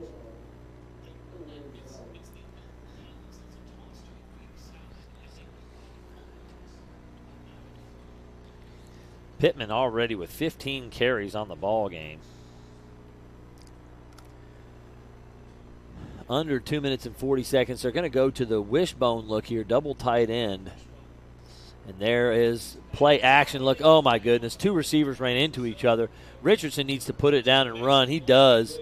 Gets it to the 5. So a good result there, 6-yard gain. But 2 guys were trying to cross. Great look, great idea. I think one of them was going to pop open, but they crashed into each other, one of them actually falling down. They're going to say it's all the way to the 4-yard line, so a 7-yard gain as Richardson saw his receivers crash into each other on the crossing route. That's a mistake. But again, you're down to the 4 now. 2nd down and 3, 4-down territory. They're giving it to Pittman. Don't need it. Pittman will walk in. Wow. Number 62 for John Hardin is Kaysen Cato, the freshman. He had his guy blocked 4 yards deep into the end zone. Kind of good news for this John Hardin squad and Cavalli Pittman to have 2 freshmen that can flat get after it up front. Obviously the seniors, Damian Lyons, Jason Scott, doing some business out there on the offensive line as well as Landon McCollum. But, man, you got a freshman just absolutely smashing some guys and driving them 5 and 6 yards downfield. Love that for this ball team. Got to go for 2 here. They're down 2, trying to match the 2-point conversion. They're going to, naked boot. 4 guys there. That didn't fool anyone. It's a good idea, but, I would have probably given the ball to Cavalli Pittman there. He has only 2 carries out of 15 that are less than 3 yards. 16 carries, because that last one was just a 4-yard touchdown carry. He's got 16 carries there, and again, 3 touchdowns. We'll get some numbers at halftime for him on his rushing yards. But, only 2 of those 16 carries have been less than 3 yards, and that's what they needed is 3. I would have liked my chances to pick up 3, giving him the football again, especially over those last several carries and how successful they've been running the football. But 3 touchdowns each, but it's a 2-point advantage for the Raiders. This is a Hardin County Education and Community Television student production. HCEC-TV is a division of Hardin County Schools. Live streaming Channel 1 programming, sponsored in part by Brandenburg Telecom. And we're ready for the kickoff here. And 9 guys up close here, within 20 yards of the ball, and then 2 deep here. 1:52 to go is enough time for this offense. Kick deep. Is that Boyer with it? I'm not sure. That might be Boyer again, but good coverage that time. Tackled at the 24-yard line. Number 15 was there. Jacoby Linton. Several others. I saw number 14 down there as well, Jalen McElroy. Not sure exactly who made first contact, but the Raiders will take over their own 24. 1:44 to go here. Plenty of time for an explosive offense such as this. 2 receivers to each side. McCool is going to do some pass blocking. Over the top. Great throw. Big play. out to the 50-yard line. 26-yard completion. Boyer on like a little fade route. And another big gainer for him. He's had himself a first half. And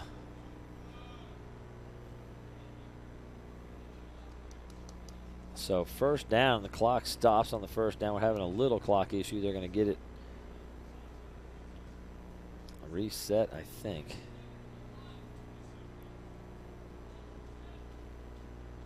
So there's going to be 1:27 to go here after the 26-yard gain to Boyer. His 5th catch of the first half. I think he's got over, well, he's got about 80 yards, I believe, on those catches. Cool out in the flat. They're going to go deep again this time. Oh, great defensive recovery there by M.J. Hayes. That one was to Braden Lightfoot, the big play receiver for this Warren East squad. They haven't been able to get him the ball yet.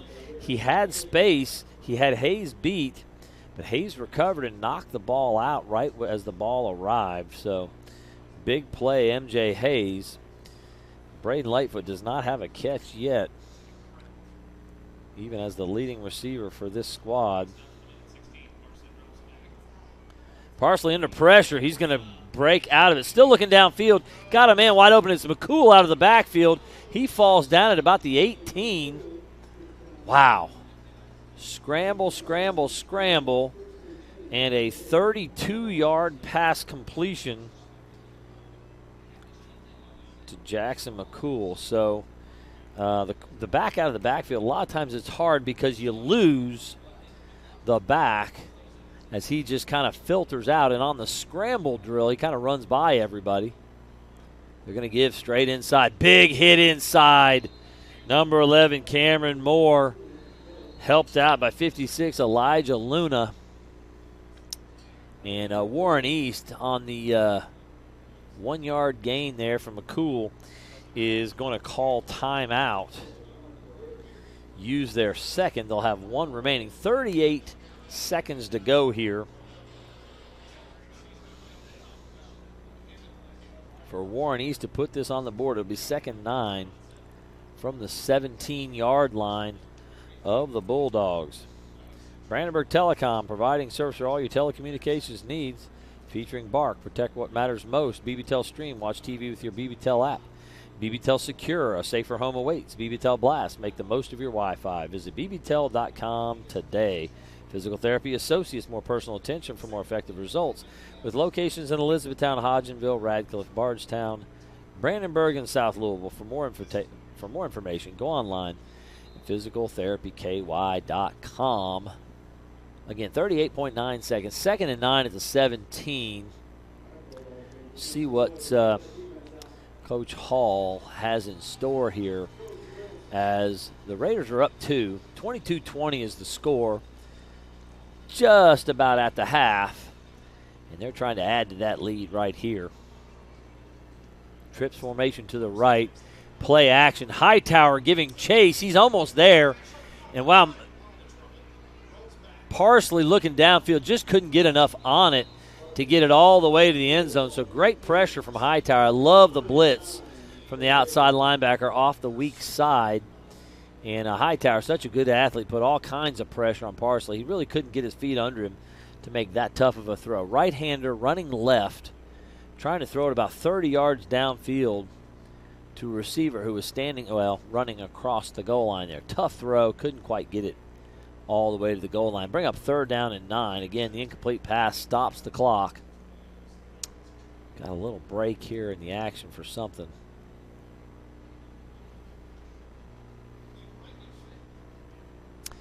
Third down and 9.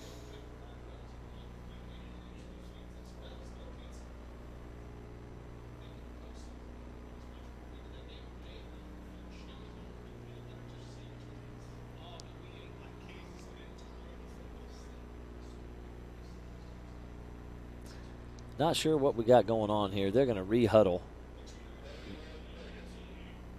It should be 31 seconds. We got a clock issue as well.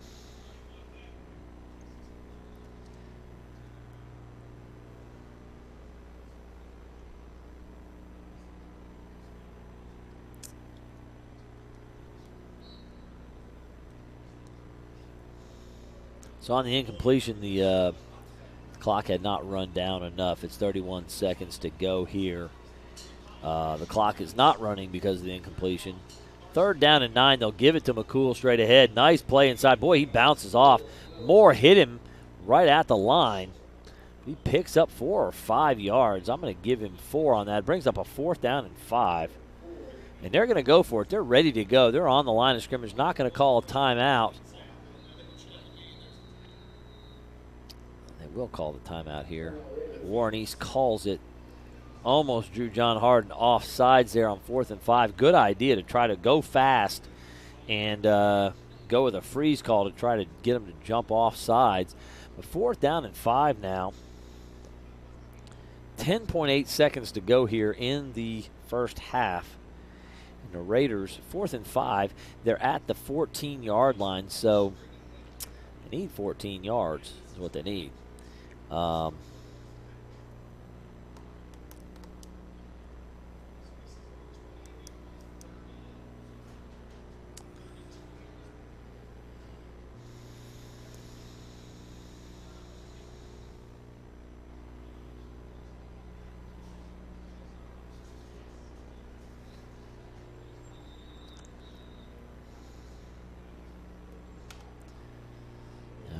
Here they come. Let's see.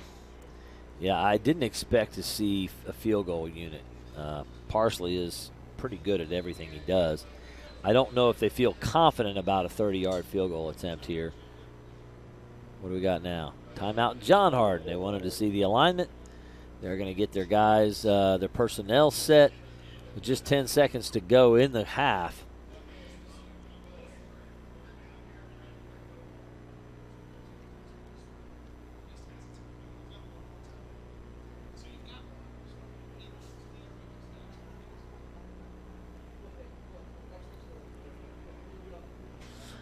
I don't feel like Warren East should have a timeout left. They do. It says so on the board anyway. I feel like they've taken 3 already. I don't know. But if they do have a timeout, they can pick up a first down, call timeout, and have another play. So they've got 2 shots as long as they can pick up 5 on the first one. But not sure. They need to get it down to about the 8-yard line for a first down here. That would stop the clock. Play action. Look, they're going to throw it to the outside. Oh, great defensive play. They were trying to go to Boyer. He was in the slot, trying to run an out route there, kind of flooding that side of the field. Man-to-man coverage. Number 9, King Martin, makes a huge play all over Boyer, who's had himself such a good half. And a big 4th down stop with 5 seconds to go in the half there. The Bulldog defense coming up big in that situation. I think they've been much better since they've gone to more man-to-man coverage looks. They're not losing track of guys so much, and they seem to be in the secondary athletic enough to stay with those guys. The problem with that is you go into that man-to-man look consistently. At some point, if somebody beats you, you give up 6 points. It just takes one of those. So Richardson will take a knee, and that will be the half. What a half of football. It's 22-20. Raiders in front. We'll be back in about 10 minutes with first half stats and second half action.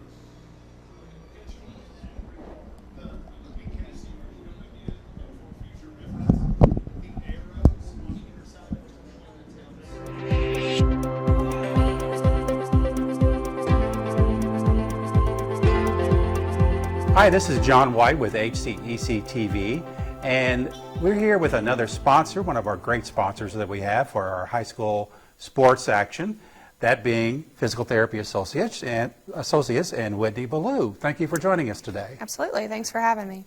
And thank Physical Therapy Associates for being such a long-time sponsor of our sporting events. It's really helpful and really nice that you do that. We love our athletes, so.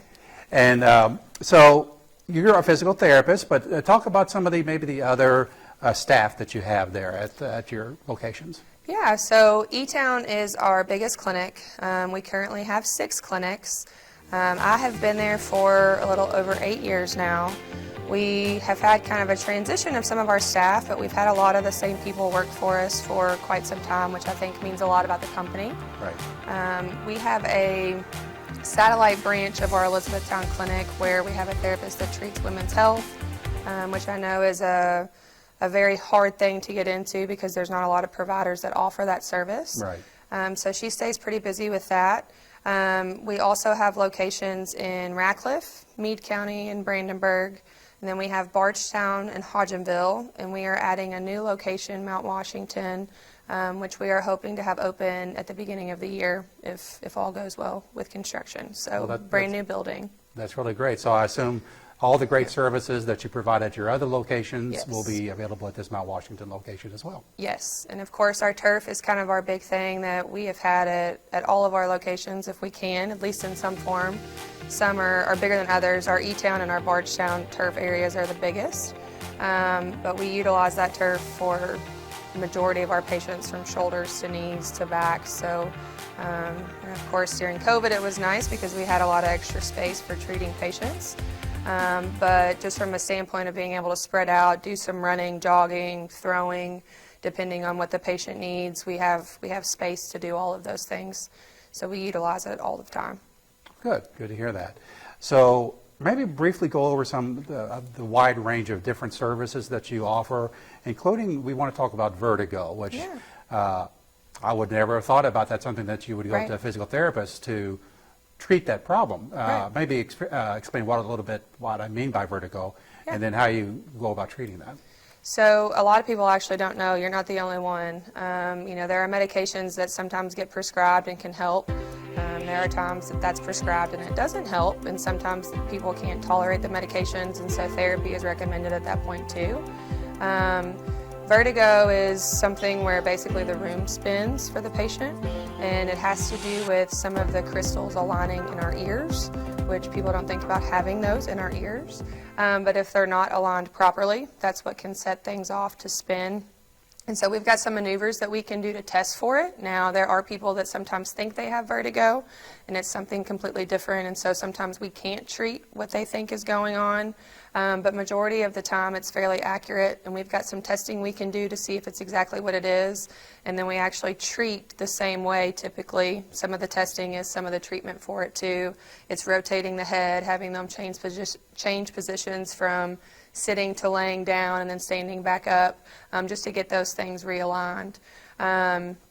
We've seen actually quite a bit of vertigo in the last probably 6 to 8 months. We've seen kind of an uptick, and it might just be more so people are more familiar with the therapy side of things with it. But we are predominantly a very heavy orthopedic clinic. We treat, a lot of people post-op, total knees, rotator cuffs, the general surgeries. But we treat a lot of neurological conditions too, back and neck nerve type pain. We treat balance issues that could or could not be caused by vertigo, and post-strokes and some other conditions there too. But we're pretty heavy on the orthopedic side, and with a lot of our athletes as well too. So that's where that turf really comes in handy. Right. So I guess I know a lot of facilities, like especially for soccer and football, they're going to more of like an artificial turf type of thing. Right. So, without being too judgmental, do you get more types of injuries from turf than you do from regular grass, or? So there's actually a lot of talk of that in the major leagues, professional levels, all the way down to college and high school. I do think that there have been the turf does not move like the grass moves. And so I think that they've linked that to some ACL tears. Now around here, I'm not sure how much that has had a direct effect on our athletes. But I do think that there's a lot of conversation about that and if they can do anything different. There have also been some companies that have changed their cleats, so where the cleats move on the bottom, to try to help with that too. And us being a turf facility, it's kind of nice because if we have excuse me, we may have soccer players dribbling soccer balls while they're running. We may have some of our athletes just throwing and catching, doing some runs for football. We'll throw footballs, we'll throw softballs to them. But just for them to be able to get the feel for what that's like being on the artificial turf is nice for our athletes too, because the speed is very different going from grass to turf. Oh, yeah. So it's nice for them to have access to that too, and being able to get the real feel of things. But I would say there's definitely a link to it. I just am not sure what all the big dogs are saying with that. So, but it trickles down definitely to people around here too. That's really interesting. So, like I said earlier, you Physical Therapy Associates has been a long-term sponsor of our sporting events, and we were talking before that you even have a relative or two that are currently in high school sports here? I do. So I come from a big Catholic family, and we have all grown up around here. Most of us went to Hardin County schools, which I still have a cousin there that's playing soccer. She's a senior this year, so it's the last year for her there. I also have her brother that's playing the boys' soccer side of things too, so he's a freshman. But, I come from a big family around here, and most of us grew up playing sports from, basketball to football to soccer. And so it's been nice to be able to help not just my people, my family, but, all those that I got to grow up alongside too, because there's a lot of people that kind of became family along the way, and that's kind of how our patients feel to us too. So I feel like that's kind of branched out to, of course, E-Town Independent Schools, Hardin County Schools, and I'm sure it's the same for all of our other clinics in the other counties too. But we kind of have that family feel in our clinics, and so it's been nice to be able to take that to the schools, and whether or not they're directly related to us, some of them feel like family, and they'll send people to us just like they are too. And so it's really nice to have that connection with our patients to feel like that. Great, and as I said, we here at HCEC-TV really appreciate Physical Therapy Associates helping us with our high school sports coverage. So Whitney, as we wrap up here, let's repeat those different locations you have, including the new one that you're going to have. Yes. So we have our main Elizabethtown clinic that is off of Woodland Drive. We have our satellite office that is off of Ring Road in the Central Medical Plaza. And then we have Ratcliffe, Bardstown, Hodgenville, Brandenburg, and Meade County. And then we also have the Mount Washington clinic that should open at the beginning of the year. Great. So very convenient for wherever you live in this area. Absolutely. You should be pretty close to one of the locations. Absolutely. And we all offer the same services, so we'll be able to take care of anybody. Great. Well, thank you very much, Whitney, for joining Absolutely. us and for your for Physical Therapy Associate sponsorship of our athletic coverage. We're glad to do it. Thank you. Yep. Thank you. And okay, thank you for joining us. And let's return now back to some sporting action.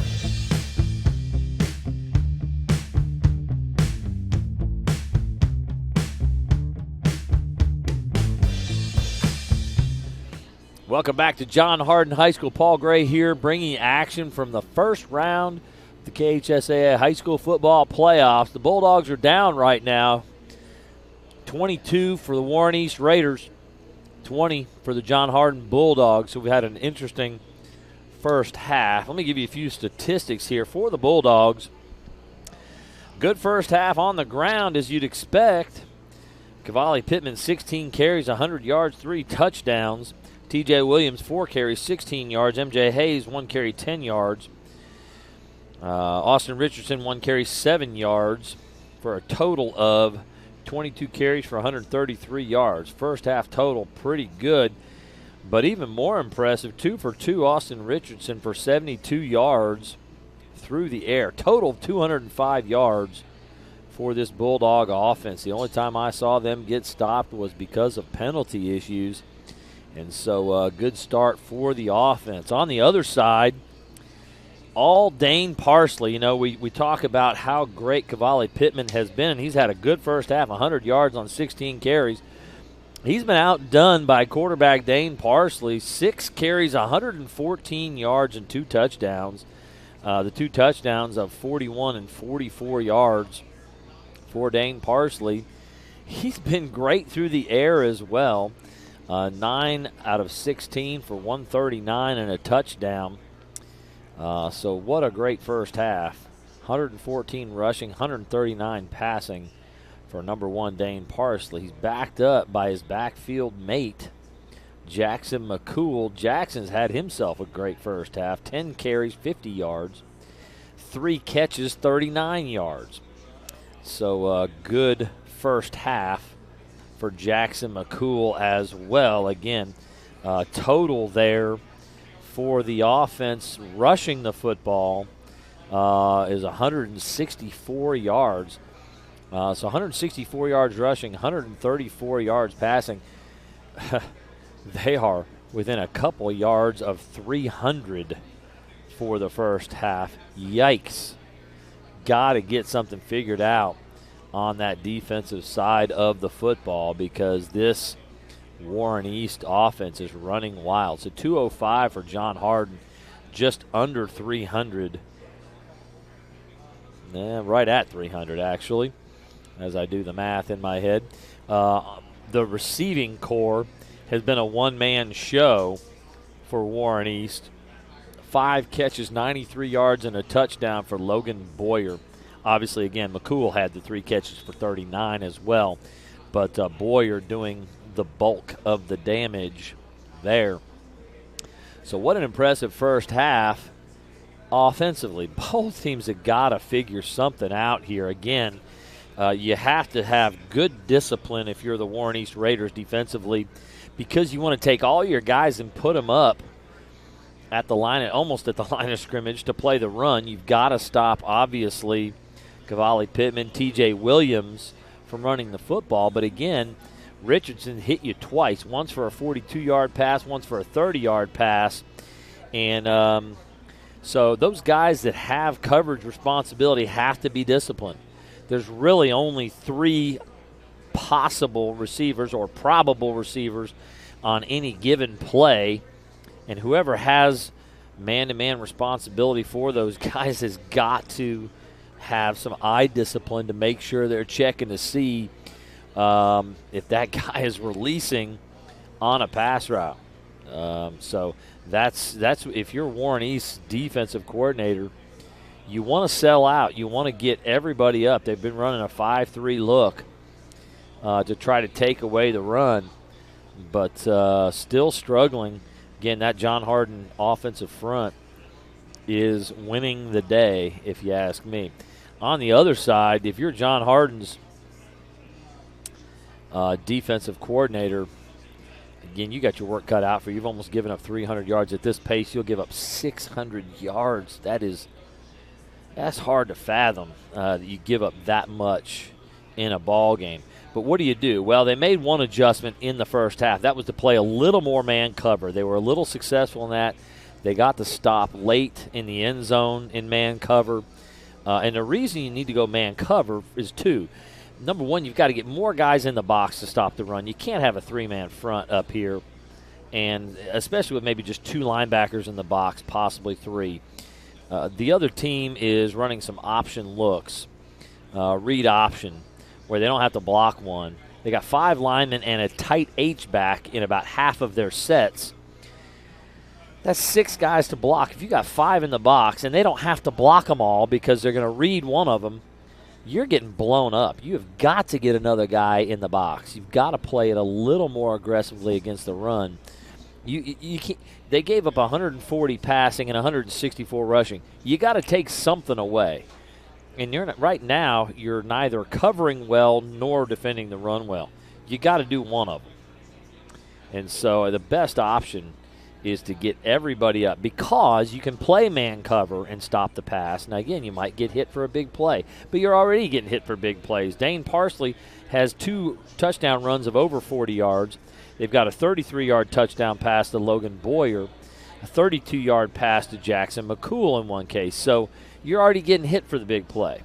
It's Braden Lightfoot, 0, the leading receiver for the squad, who's caught no balls so far, that could be a problem in this situation. So I think you got to go more man cover, continue to do that, and sell out more against the run. Hope that your athletes can play good enough coverage to get some stops. But you can't just let this team run all over you with a light, what you'd call a light box, only having 5 guys, 3 down linemen and 2 linebackers in that tackle box, within 8 yards of the football. And they're going to have to get at least 6 or 7 in that box to have a chance to stop Parsley and McCool. We are about ready to go here. Just a quick update. And we've got an onside kick to start, and well done. I believe it's 15. Jacoby Linton that just easily swallowed that up. You know, when they've been kicking it deep, John Hardin's been running it back to the 40 and 45 anyway. You might as well onside kick it. You might get the ball. They didn't. But John Hardin's going to take over to 43, which is about where they've been getting it anyway. So good strategy, but John Hardin will have the football. Just a quick update. B.J. Stewart, who went out early in the game, did have a concussion. He's doing okay. Not showing at this point any neck complications. There is the cross buck look. Great tackle. Broken. Great run. Wow. They had a hold of Cavalli Pittman's foot. He just ripped his foot away. It was in midair. Pulled it away, spun out, and got to the outside. I'm doing math here. Big run. 15-yard gain on his first carry of the second half. What a start for Cavalli Pittman there. Now they're into the wishbone again. Double tight end look. Ooh, Richardson has to fall on as there's a fumbled snap. So no gain there. Gonna bring up a 2nd down and 10. Maybe 11. A slight loss on the play. 10:58 and counting as we're just into the third quarter here.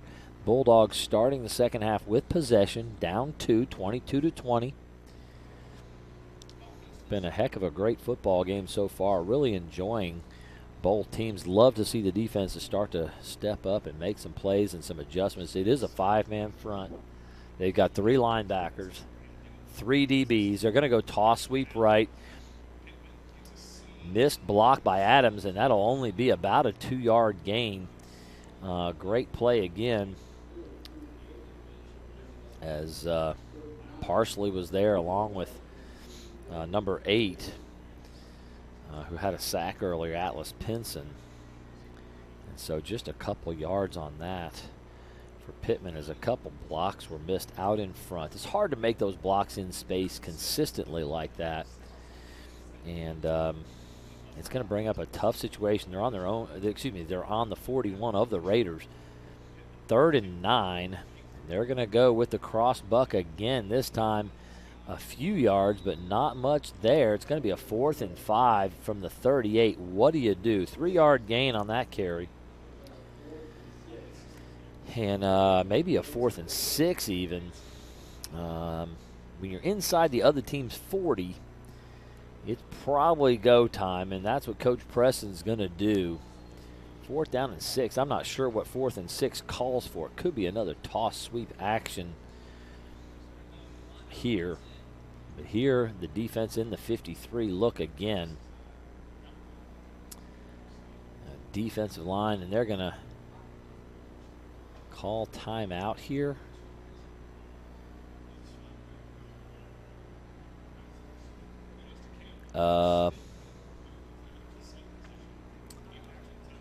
So I'm not sure what was wrong there. Maybe they wanted to see what they were getting there. Maybe they didn't understand what Coach Preston wanted. I'm not sure. Coach Preston having a talk with quarterback Austin Richardson, and or maybe he was just trying to freeze and pick up a cheap 5 yards because it looks like they're going to punt the football now.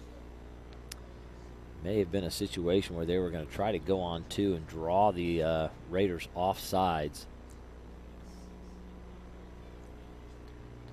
Well, the Raiders only have 10 guys on the field right now, so if they did want to fake it, it'd be a pretty good time. 1, 2, 3, 4, 5, 6, 7, 8, 9, 10. They only got 10 defenders on the field. They're missing somebody.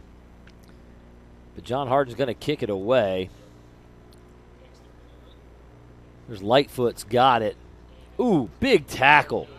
55 was there first. And then Nate Gayfield came in and cleaned it up. 55 is Landon McCollum, who's made a ton of big plays on defense throughout the season. Called his name a lot when we've been here. Number 2, Nate Gayfield, down the field in a hurry to clean up second guy on the tackle with a big hit. So good flipping of the field by the Bulldogs, as the Raiders will take over 1st and 10 at their own 14. They're up 2, and they've got possession. Had 300 yards of offense in the first half. Let's see if there's any adjustments. There's not. It's 3-man front. Outside linebacker walked up, though, so maybe a little more. Good play by Cameron Moores. McCool straight downhill again. He's going to pick up 4.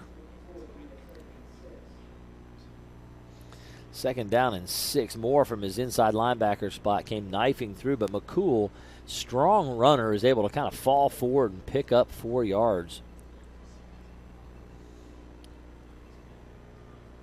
You've got 6 in the box, and they're walking the safeties up, but McCool is going to get outside. Gets to the 23, a yard short, maybe 5-yard gain. Should bring up a 3rd down and 1. And what what we've seen, the pattern is they just give to the running back, give to the running back, give to the running back in that pistol look. And as soon as everybody's just flying to Jackson McCool, he got to the 23. They're marking him at the 24 and making it a 1st down. Don't understand that a bit. So they're going to say that was a 6-yard gain. I didn't see that at all. He was down at the 23, and they gave him the 24. 1st and 10 Raiders. Trips to the right, tight H-back, blocking back on the right side. That's Pinson. He's going to get out in the flat, looking down the field. Oh, almost picked. That's King Martin again, number 9. Stepped in front of the out route. And that was for Boyer, going for Boyer again. But great play. Again, this getting into man cover looks has been a big move for this team. So first pass of the second half, incomplete from Parsley to Boyer, brings up a 2nd and 10 here. Again, this trips formation to the right with the tight H-back to the right side. He's going to be a lead blocker coming the other way. Great play, number 56. All over it. That's Elijah Luna getting to Jackson McCool.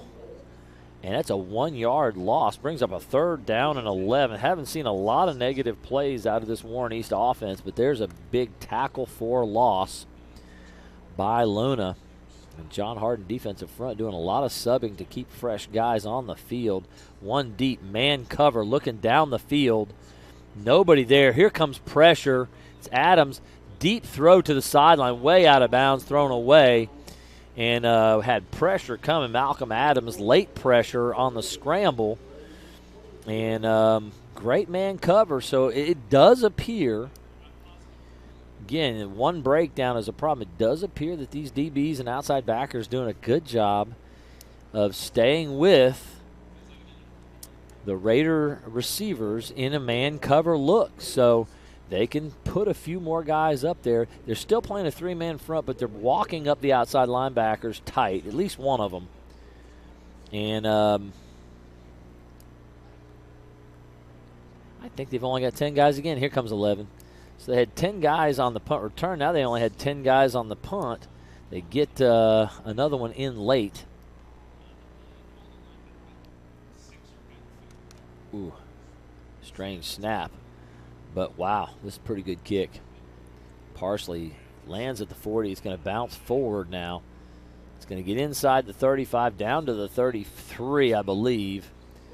And so, 44-yard punt for Dana Parsley. Again, he's doing it all. He's punting, he's kicking extra points, throwing, running, and has been quite a threat. But good job from this John Hardin defense to get off the field. Both defenses start the second half with a stop. And so some adjustments made, some plays made, and both defenses step up here early. See what the Bulldogs can do on their second possession of this second half. Overbalanced left, but power eye right. They're going to give it to T.J. Williams, fullback, straight ahead. up to the 34. It's almost a 6-yard gain. They'll give him 6. Williams has been so effective. He's not breaking off big runs, but anywhere from 3 to 6 yards on every carry. It's very helpful for this offense. And if they can continue to get that sort of production, it opens things up even more for the big running back, Cavalli Pittman. They'll give it to Pittman off the left side. Hit in the backfield. He bounces the other way. Going to cut back now. Wow, he'll pick up the first down and more. Running really hard. Wow, 6-yard run. And he was hit in the backfield 2 yards deep, bounced backwards, ran to, it was a running play to the left in the left B gap. It ends up being a sweep to the right side.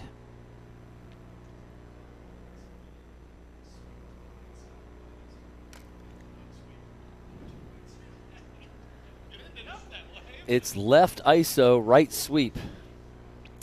Great running backs can pull that off. Most running backs, when you run the opposite way, you end up losing 5 or 6 yards. But great running backs like Cavalli Pittman can make plays other people can't make.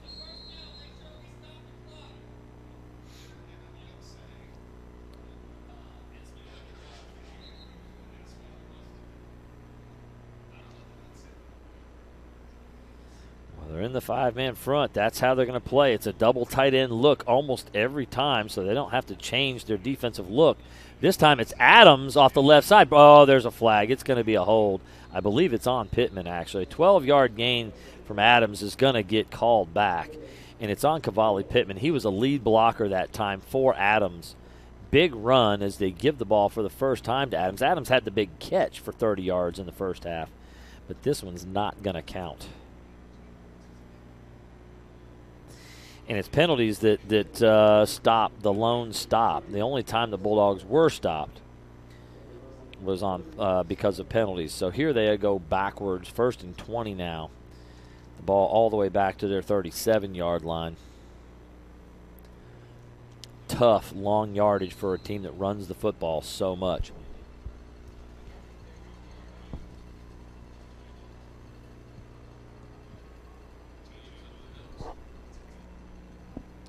Williams straight ahead. It's McCool on the tackle.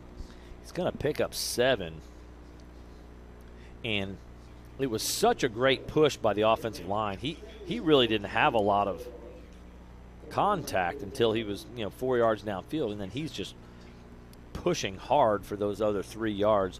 McCool made a nice play, but TJ Williams is just going to use brute bull force. Again, overbalanced line left, power eye right. Oh, boy, big play. Pittman breaks through, and he goes out of bounds. Boy, he had beaten them. He was going to score, but just couldn't keep his feet in bounds. Goes out at the 31.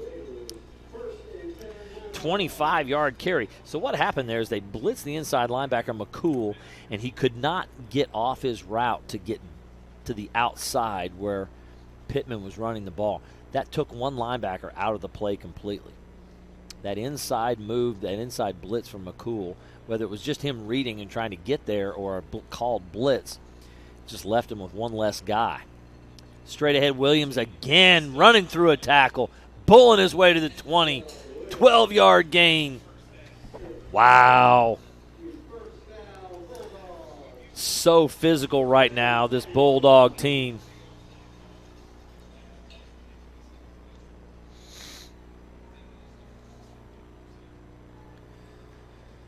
.425 to go in the third quarter here. Again, this is the second time the Bulldogs have had the ball here in the second half, really driving the football well and keeping possession here. Playing keep away. Pittman off the right side, about 6 or 7 it looks like. 55, Landon McCullum, pancake.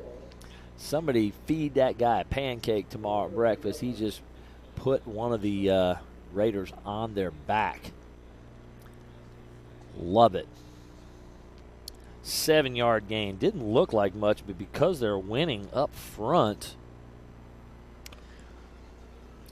just really being forceful. Williams straight ahead.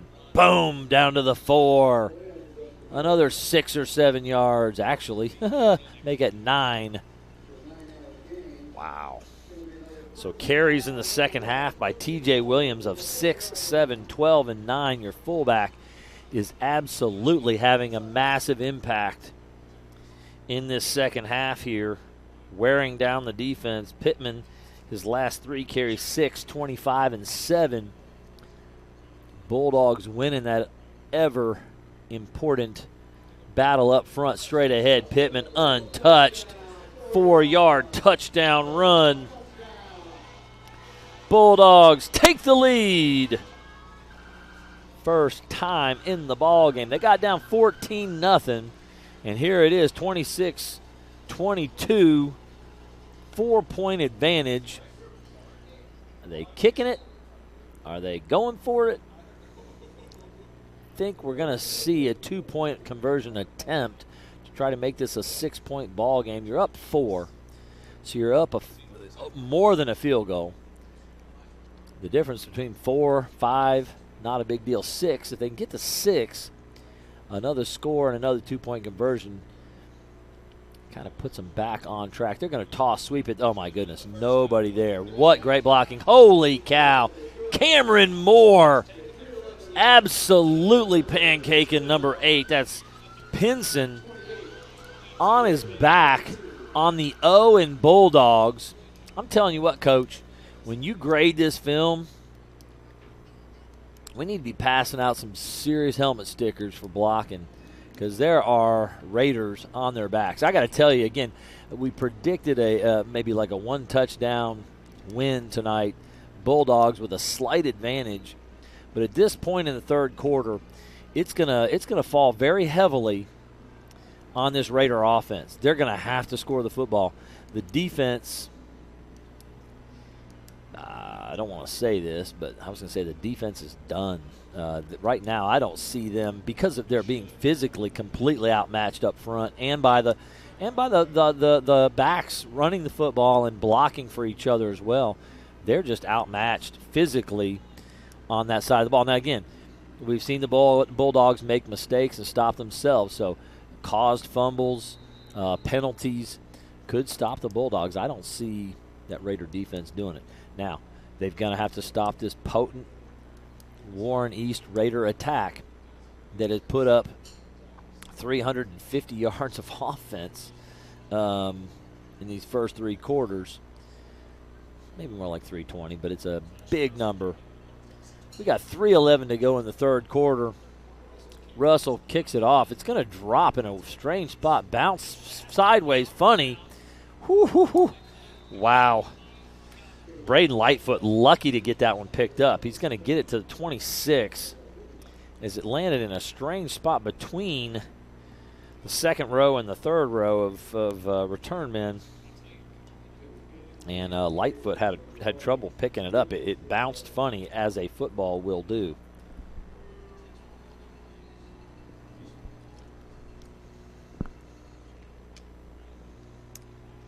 Lightfoot trying to shake it off. He's out there on the right at the wide receiver spot. Tackled awkwardly, and the ankle seems to be bothering a little bit. Again, man-to-man coverage look, way more guys in the box. Everybody up there making tackles. It's exactly how they have to play this thing. And McCool, maybe a yard. They're going to say 0 on that one. So his last 2 carries, -1 and 0. After an incredibly effective first half and a couple of good carries to start the second half. Nothing there. They're going to have to throw it, it appears. Give straight ahead, McCool, and again, lots of defenders there. First guy to make contact was 52 Jaleel Shelby. McCool stumbled forward and was tackled by the rest of the Bulldogs squad. Shelby will check out. Number 54, Damian Lyons, checking in. 3rd down and 8 after the 2-yard carry there from Jackson McCool. Big down here. 3 and out would be huge. Quarterback's going to keep fumble! Ball's loose. Wow. The Raiders jump on it, but they won't get a first down. It's a 4-yard gain on the fumbles. Lightfoot was there to jump on it. Whoo. So, not sure how you score that as far as somebody gained yardage. Dane Parsley on the read option was hit, and the ball came just flying out forward. Wow, in their own territory, on their own 33, they're going to go for it on 4th and 4.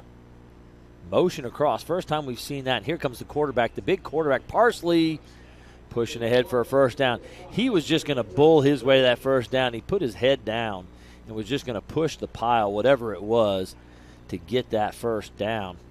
And so a big 4-yard gain from Dane Parsley. They needed that one. We're going to give him a 5-yard gain on the previous play, even though it was his fumble that went forward. It wasn't recovered. It was recovered by Boyer. I'm just not sure how to score it. I don't know how that officially gets scored. Good coverage. Scrambling. Uh-oh. Broke deep. Wow. McCool broke deep on the scramble. Adams had the coverage. Adams had great coverage at first, but when the quarterback broke the pocket, McCool ran deep, and Adams lost him. But on the run, we're seeing that when he can sit and throw on time, Dane Parsley is a very accurate thrower. He struggled to throw the ball accurately on the run. I was never a great passer on the run. I played quarterback at Hanover College. Not my best. I did sprint out and throw the ball on the run, but wasn't great at it. It was just an important part of the offense. Wow, what a great look there. McCool, big run, 15 yards. Kick out block from the H-back, and it was a whole 10 yards wide. Offside guard leading around. He had a convoy on that one.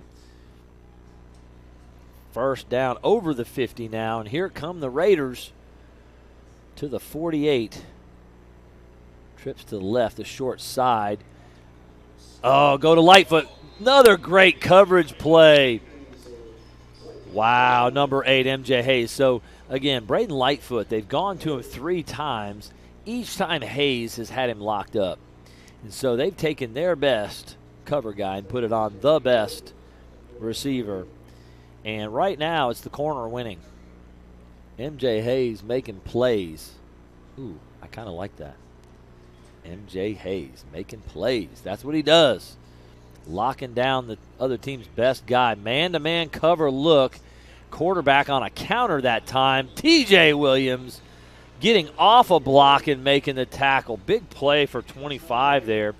Coach Preston doing a good job of rotating these guys on defense. They're playing a lot of downs on offense, but he's getting them a rest. He's weaving in and working in other guys. And that's going to bring up a 3rd down and 10. So the incomplete pass on the previous play.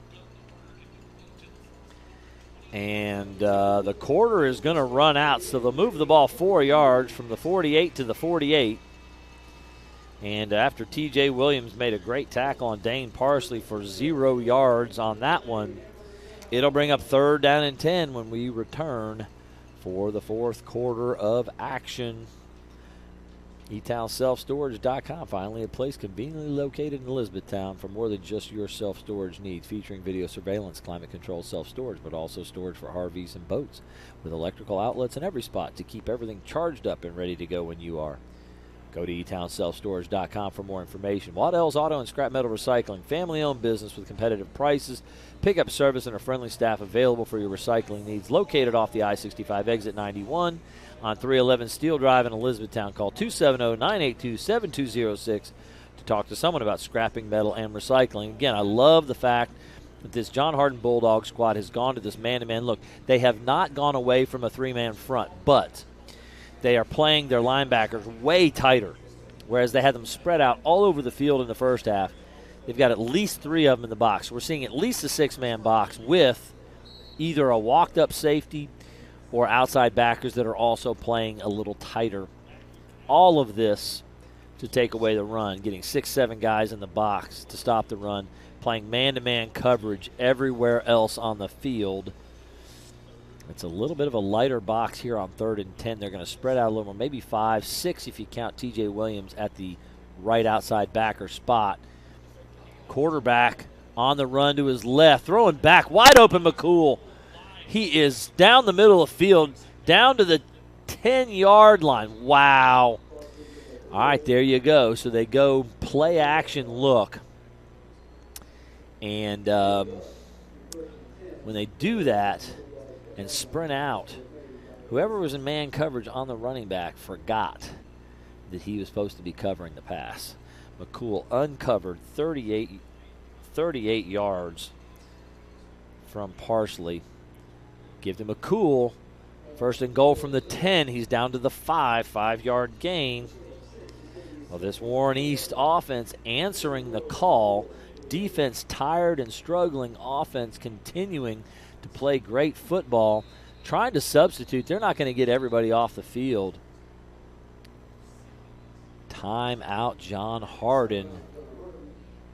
That may be their second of the half. And they tried to sub, as they've been doing, but a little bit upset because one of the players wasn't hustling to get off the field. They knew they weren't going to get him off the field. And so down to just one timeout. That could be costly as the ball is sitting actually on the 4. So a 6-yard gain by McCool on the last carry. 11:16 to go here.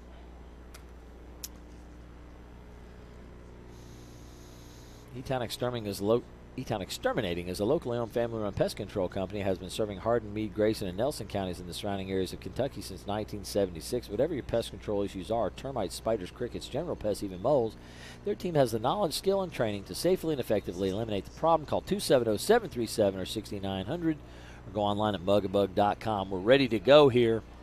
Man cover, no safeties, trying to get a stop. Oh, they went the wrong way. Parsley's got it, though. Tackled at the 5. Wow, McCool. Parsley turned one way. McCool went the other and was behind him. Parsley super confused as to what was happening, and so he turns and just tries to make a play on his own. Defense rallies. No gain. Seems like the second time that has happened where quarterback's turned one way, running back's gone the other. Third down and goal from the 5. 11:10 to go. It's 28-22 Bulldogs. Play action look, and another play by the DBs. Cam McFadden knocked that one out. Trying to see who the receiver was on that play. May have been 26. Julian Wright. I can't tell who it was, but McFadden, great job with what I call the reach rake technique. Left arm, the upfield arm goes around the back to secure a tackle. Right arm comes around in front to knock it loose. Perfect technique, and it was Wright that he was covering. 4th and goal from the 5. Big down here. Play action, going the other way with it, and not even close. They're going to Lightfoot on the same play, a slant route. Hayes in coverage against Lightfoot is 4 for 4. They have not completed a ball to their big play threat. Unbelievable job by this John Hardin coverage squad. And the threat is stopped. The Bulldogs will take over 1st and 10 at their own 4. Well, ball on the 5 as the ball went backwards on the previous play when Parsley and McCool had the mix-up. That was on 2nd down, actually. So we have 11:02 to go, and the Bulldogs have the football. Let's see if that offensive line can continue to really control this ball game. That's exactly what's happened here. And there's Pittman, hit pretty quickly. He'll get 3. Number 61 makes the tackle there. 61 is Jaden Ritchie. So now they're going to give him the 9. 4-yard gain. Wow. Even when it doesn't look like they're getting a whole lot, they are continuing to just move the ball. 4 yards of crack, by the way, would get the job done here. In fact, a long, prolonged drive ending in a touchdown would pretty well end this football game. They really need to continue to push forward. And there's Williams at straight ahead. Didn't get to the first down. Going to pick up 4. 3rd down and 2 now.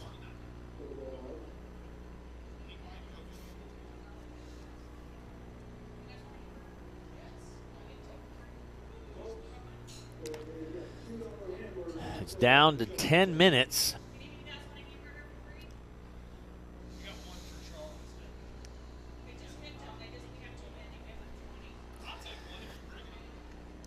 Power I, third down, big down. Pittman's got space. Cut back. He's gone, baby. Foot race from the 13. This could be 87 yards. Touchdown, Cavalli. Pittman. Forget the long, grinding drive. It's going to be an 87-yard run. And because I'm a former coach, my first thought as soon as Cavalli broke is to look back. I'm just scanning the field for flags. That's exactly what you look for. No flags. Touchdown. Bulldogs. 87 yards. The big play from the big back. 34-22, 9:38 to go. Great blocking up front. His running back mates, Malcolm Adams, TJ Williams, absolutely had phenomenal open field blocks.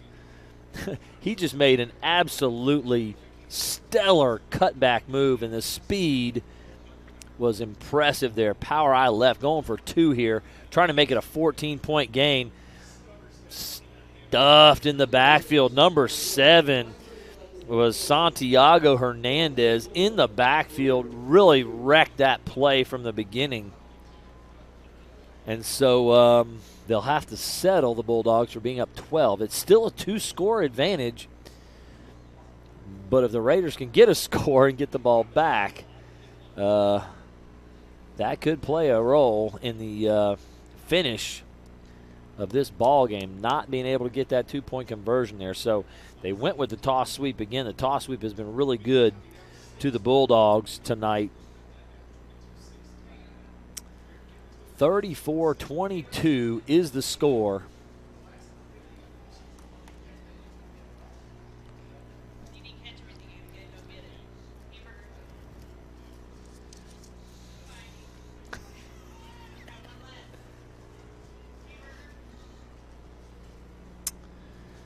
Wow, what a performance, folks. Unbelievable. This John Hardin squad down 14-0 in the first quarter. Absolutely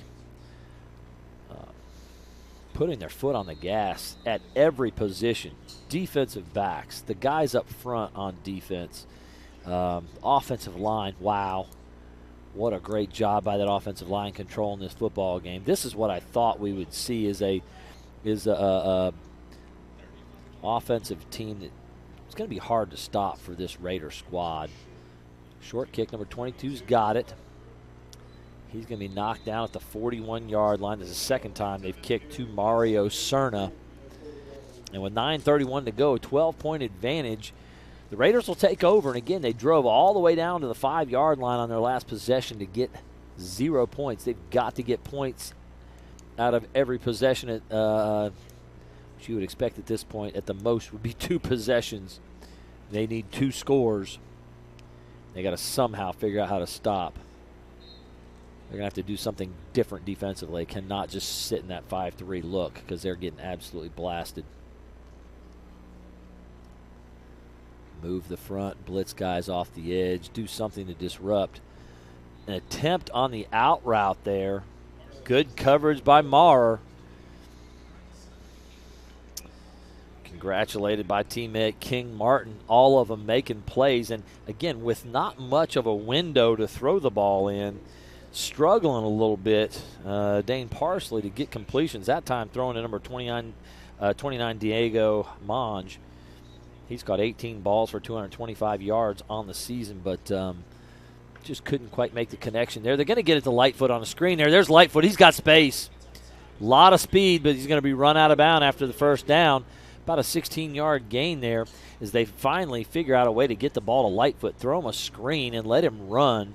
The big play receiver there.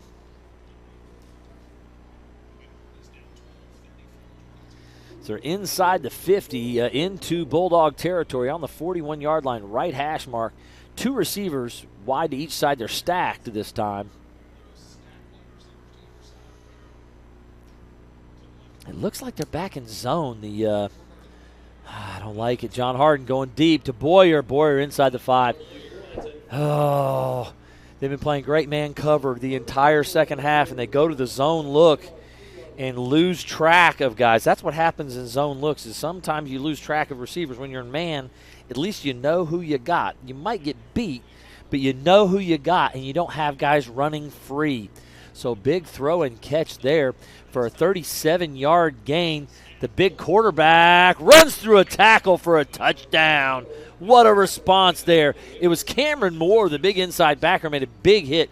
Parsley so strong, couldn't be stopped. So touchdown, Raiders. Wow.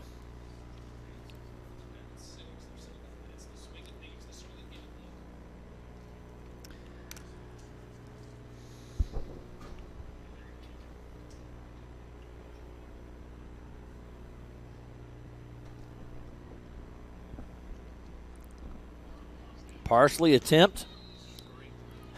Kicked high. Toe bash. Good. Wow, what a response there. 34-29, 5-point difference. So in the last 2 minutes, we've seen two scores, an 87-yard run by the electric Cavalli Pittman. Dane Parsley answers right back. Smart play, smart call by Coach Hall. They haven't been able to get the ball to the big play receiver, Braden Lightfoot, the entire night. They finally throw him a screen. He's able to rip off 16 yards, come back the next play, and inexplicably, I'm not sure what the thought process was, but John Hardin goes to a zone look, completely lose Boyer down the middle of the field. I don't know if that's a seam, skinny post, I don't know what you want to call the route, but just straight down the field and just lost. Nobody found him at all. And big 37-yard completion. So two big passes, 16 to Lightfoot, 37 to Boyer.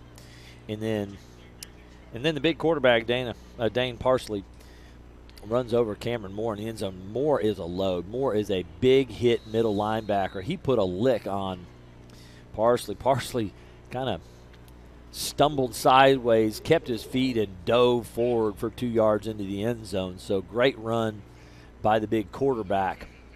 And again, I think they're going to go onside kick again. Why not? There's nobody in the middle of the field either. I'd kind of scoot up and be ready to field this. And there it goes. It's loose. Yeah, I think it's been recovered by the Bulldogs. They'll have great field position again at the 44-yard line. 33, Amari Simon, I think, came up with the ball. Important possession there. You might as well, again, when they've kicked it deep, they've given up returns. You might as well take a chance on trying to get the ball back. And, again, field position is about the same as if you kicked it. So, Bulldogs will have it at the 43. 1st and 10, 8:57 to go here in the fourth quarter. We got a great football game, and overbalanced line left, power I left. They did not adjust a bit. They should have run that football off tackle. It's going to be about a 4-yard gain for Williams. Big tackle up front there. Number 28, McCool. Number 31, also there to help make the tackle. There's no 31 on the roster. Whoever that was helped make the tackle.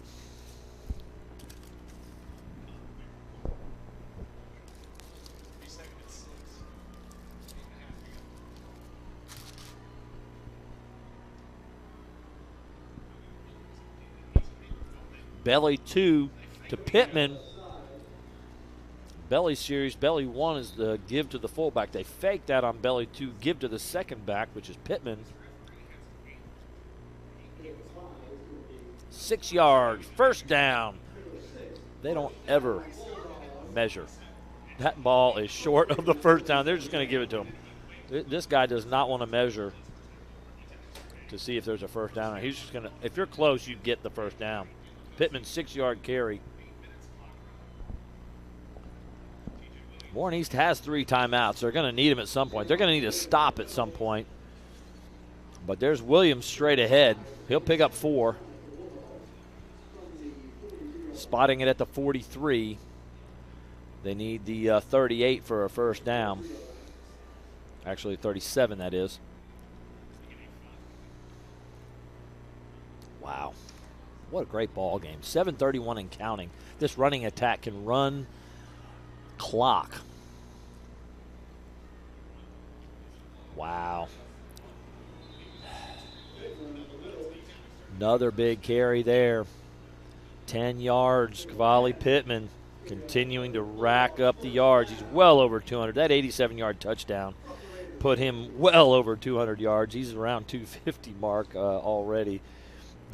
Big second half. That 87-yarder he ripped off for a touchdown. Obviously, a lot of the damage. Down to the 32-yard line now. 7 minutes and counting. Give to Williams. Williams so physical right now running the football. Just 2 yards on that carry. That's his lowest carry of the ball game. He's had 3 or more on every other carry. So 2nd down and 8. It's still positive yards, and the other positive is the clock is ticking down to 6.5 now. Again, this Warren East offense doesn't need much time. They've gone to a 54 with just 2 DBs out there trying to get another player in there. So they had 2nd and 8. Pittman's going to pick up 7. It's going to be 3rd down and 1. What a big couple of downs here.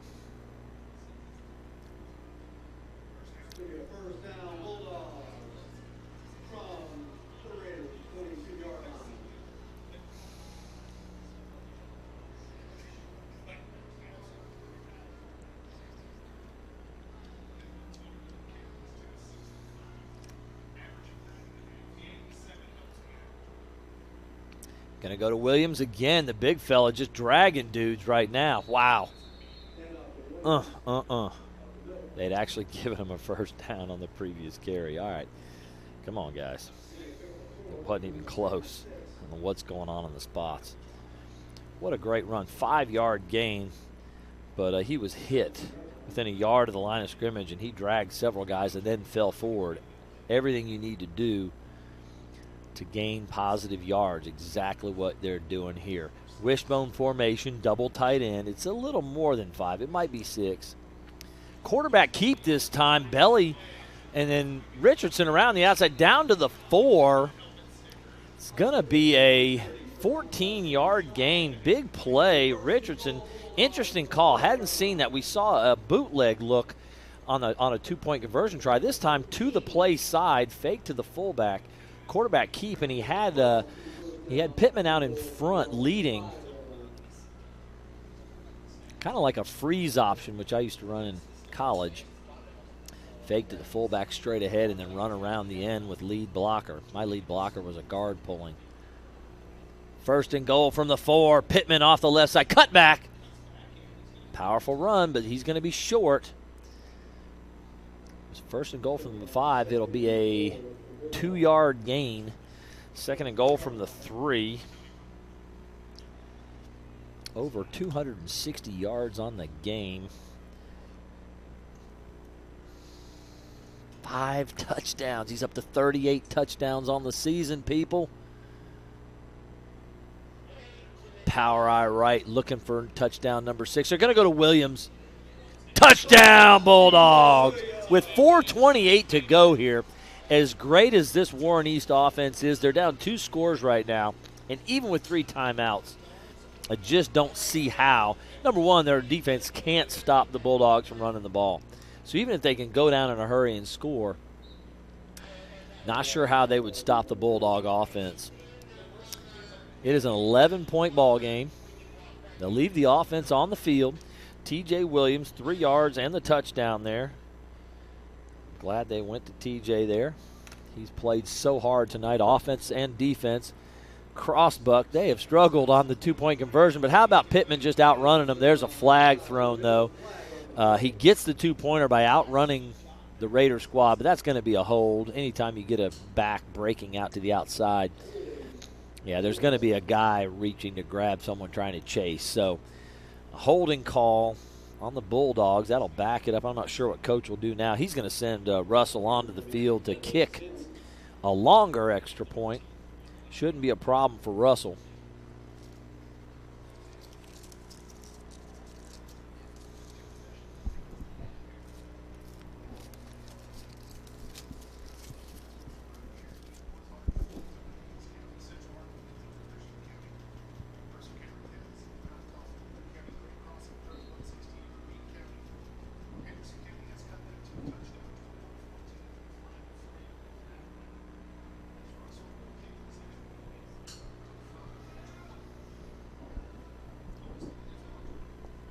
Russell from the 20. It's a 30-yard attempt for the extra point.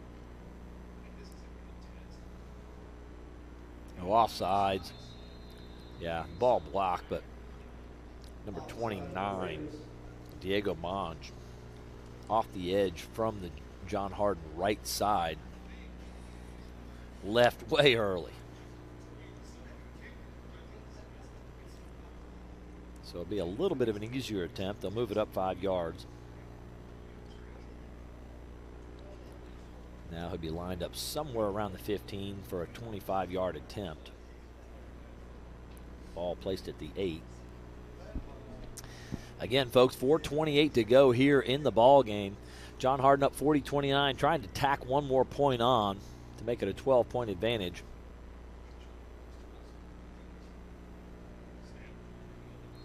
He knocks that one through, no problem. Drilled that. Beautiful snap, hold, and kick.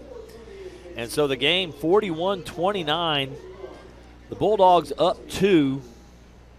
Not 2 points, 2 scores. That's the big deal. If you can be more than 1 score up, that's going to require Warren East to have at least 2 possessions with only 4:28 to go here in the fourth. That's going to be a tall order for this Raider squad. They have been phenomenal offensively. They have just not gotten any answers for this John Hardin offense. Cannot get a stop here, even in their time of desperation. Can't find a way to get a stop.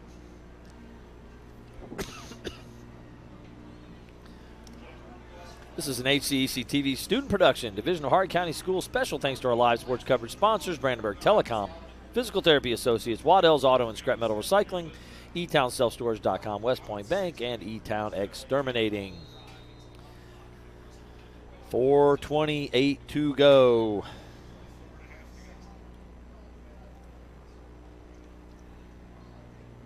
Whew. What a great ball game. They were down 14-0 in the first quarter, and it has been all Bulldogs ever since. Caught at the 14-yard line. Boyer, several guys there. First contact was number 16, Trey Martin. And tackle, I believe, was made by 7, Cameron Russ. I saw 14 on the tackle as well, Jalen McElroy. So a number of Bulldogs hustling down the field to make a big play.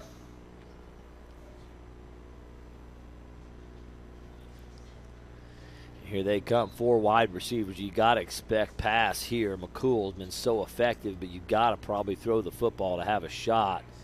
And they'll get it to Boyer off the outside, an 11-yard gain to Boyer again. What a ball game for Boyer. Second catch of this half, 7th catch overall.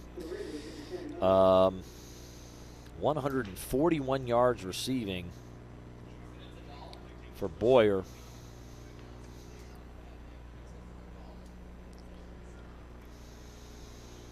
First and 10. He got out of bounds, so clock was stopped. Looking for the wheel route. It's not there. In all kind of trouble. Throws back. Oh, my goodness. Throwing on his run to the right, back across the field. Very tough throw, but if he could have found Braden Lightfoot, he was uncovered. Uncovered in the middle of the field. That would have been difficult for any of the Bulldogs to tackle Braden Lightfoot with that much open field ahead of him. Fortunate he could not connect. The pressure of the defensive front getting there made it difficult. Kind of look to see here if John Hardin is in a more of a zone look. They've got 2 deep guys, but I think they're staying. No, it's a 2 deep. It's more of a zone look here, I think. Everything I'm seeing says zone look. Read option. Parsley still on his feet trying to get out of bounds. Couldn't quite get there. He's trying to save clock. Gets 12 yards. Good run. Probably have to do that a little bit, but time is just against them again. The first down stops the clock. It will once they're set. And clock is running again. First and 10 at the 42. Motion. Looking deep. He's got Lightfoot this time. Oh, there it was. So finally, Lightfoot beats Hayes. Hayes has had his number all night. The throw is a little outside, but he was unable to catch the ball, hit him in the hands. There is a flag, though, and it's going to be a hold. So this defensive front starting to put some pressure. And they draw the holding call here. So 10-yard.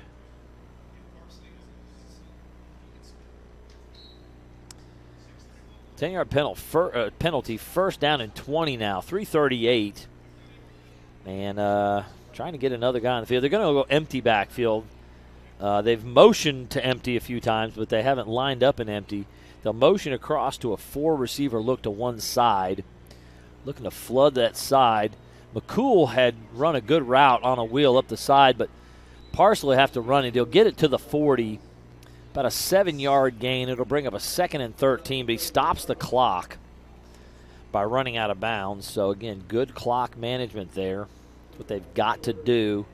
Get out of bounds without using timeouts. If they can score and save timeouts to stop the clock on the defensive side, that's amazing. It's going to be tough. Again, empty backfield, 5 wide. Going to their 5-wide package here. Still, blitz man look. It's one-on-one everywhere. No deep help. That's scary, but boy, look at the pressure. Williams there. Good throw. Down low. Incomplete, though. It'll bring up a 3rd and 13. Number 52, Jaleel Shelby, all over him in the pressure. T.J. Williams giving chase as well. This is why you've got to rotate guys up front. They've got hands on hips. They're tired of chasing Dane Parsley on this series. There's guys up front, when you have to rush the quarterback continuously, it is exhausting. And so we're starting to see some hands on hips and some really tired defensive linemen. When you have a clock stoppage like this, of course, John Hardin's only got one timeout. Did somebody call timeout? Who called timeout? I didn't see anybody point. Somebody must have been hurt. Maybe an injury timeout. 3rd down and 14. Man, they marked him way back. They're going to the stack look. 2 receivers to each side. This time in a zone coverage look. They're going to go to Lightfoot on the screen. 7-yard gain for Lightfoot on that one. It's going to bring up a 4th down. Only his 2nd catch of the ball game.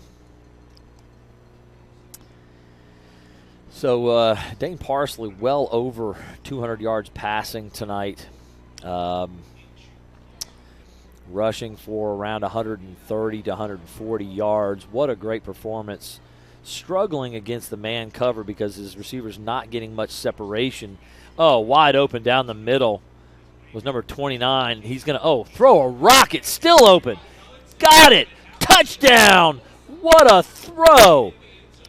Running to his left, sets, throws a rocket down the field. Number 29 is Diego Monge, who had gotten behind his defender, but once he broke the pocket, he kind of slowed down. It looked like the defender would have a chance to catch up, but did not. He kind of got mesmerized by the scramble. He throws an absolute rocket down the field. Monge scores it. 55-yard touchdown reception, Diego Monge. 41-35, 6-point advantage for the Bulldogs. Wow, that was a quick strike. Well, and they'll kick it through as Parsley will kick another extra point as he's doing it all. 41-36, it's a 5-point ball game. It comes down to probably another onside kick right here. Again, Warren East has saved all 3 of their timeouts. They've got timeouts to use on the defensive side of the ball. They obviously don't need them on offense. They're doing a great job managing the clock, getting out of bounds, incomplete passes, stop the clock. Wow. Phenomenal job by this Warren East Raider squad to just continue to give themselves opportunities here, even when it looked like things were kind of stacked against them here. Bulldogs, again, I keep saying play man cover, but you got to watch out. You get beat at some point. They just got beat. The thing I don't love about that, you can play cover with one deep safety to help with over-the-top throws like that. You don't have to play cover 0, which means 0 deep safeties and everybody's just man-to-man. Cover 1 is when you have man-to-man, but you have one deep safety that can kind of read the quarterback's eyes and run to the side of the field where he's looking and then try to make a play on the ball. Tough right there. Tough right there to give up a big, long touchdown play. You needed to make them earn it and continue to move the ball down the field. Again, stay in that man look, but you can play a deep safety in that man look. You don't have to go to a cover 0 look. And here comes the onside kick again. Hans' team is up. They're all ready for the ball. This is such a big moment right here. Hit really hard. Good play by Adams, who kind of saw how hard the ball was kicked. It was kicked in the air, not on the ground. Adams just ducked out of the way. The ball was destined to go flying out of bounds. It did. Bulldog football. 2:56 to go, and the Bulldogs will have it. They'll start at their own 46, I believe. I want to give a thanks to the HCEC-TV crew, Director Jeremy Miller, Case Taylor, Lena Swecker, Ace McGuire, and Isaiah Washington braving, it's not that cold, but they're braving the cold on the cameras out there for you to bring you the action. Thanks to our crew. And it's give to the big guy, Pittman. One guy to beat, breaks a tackle. Going to pick up about 9 on that carry.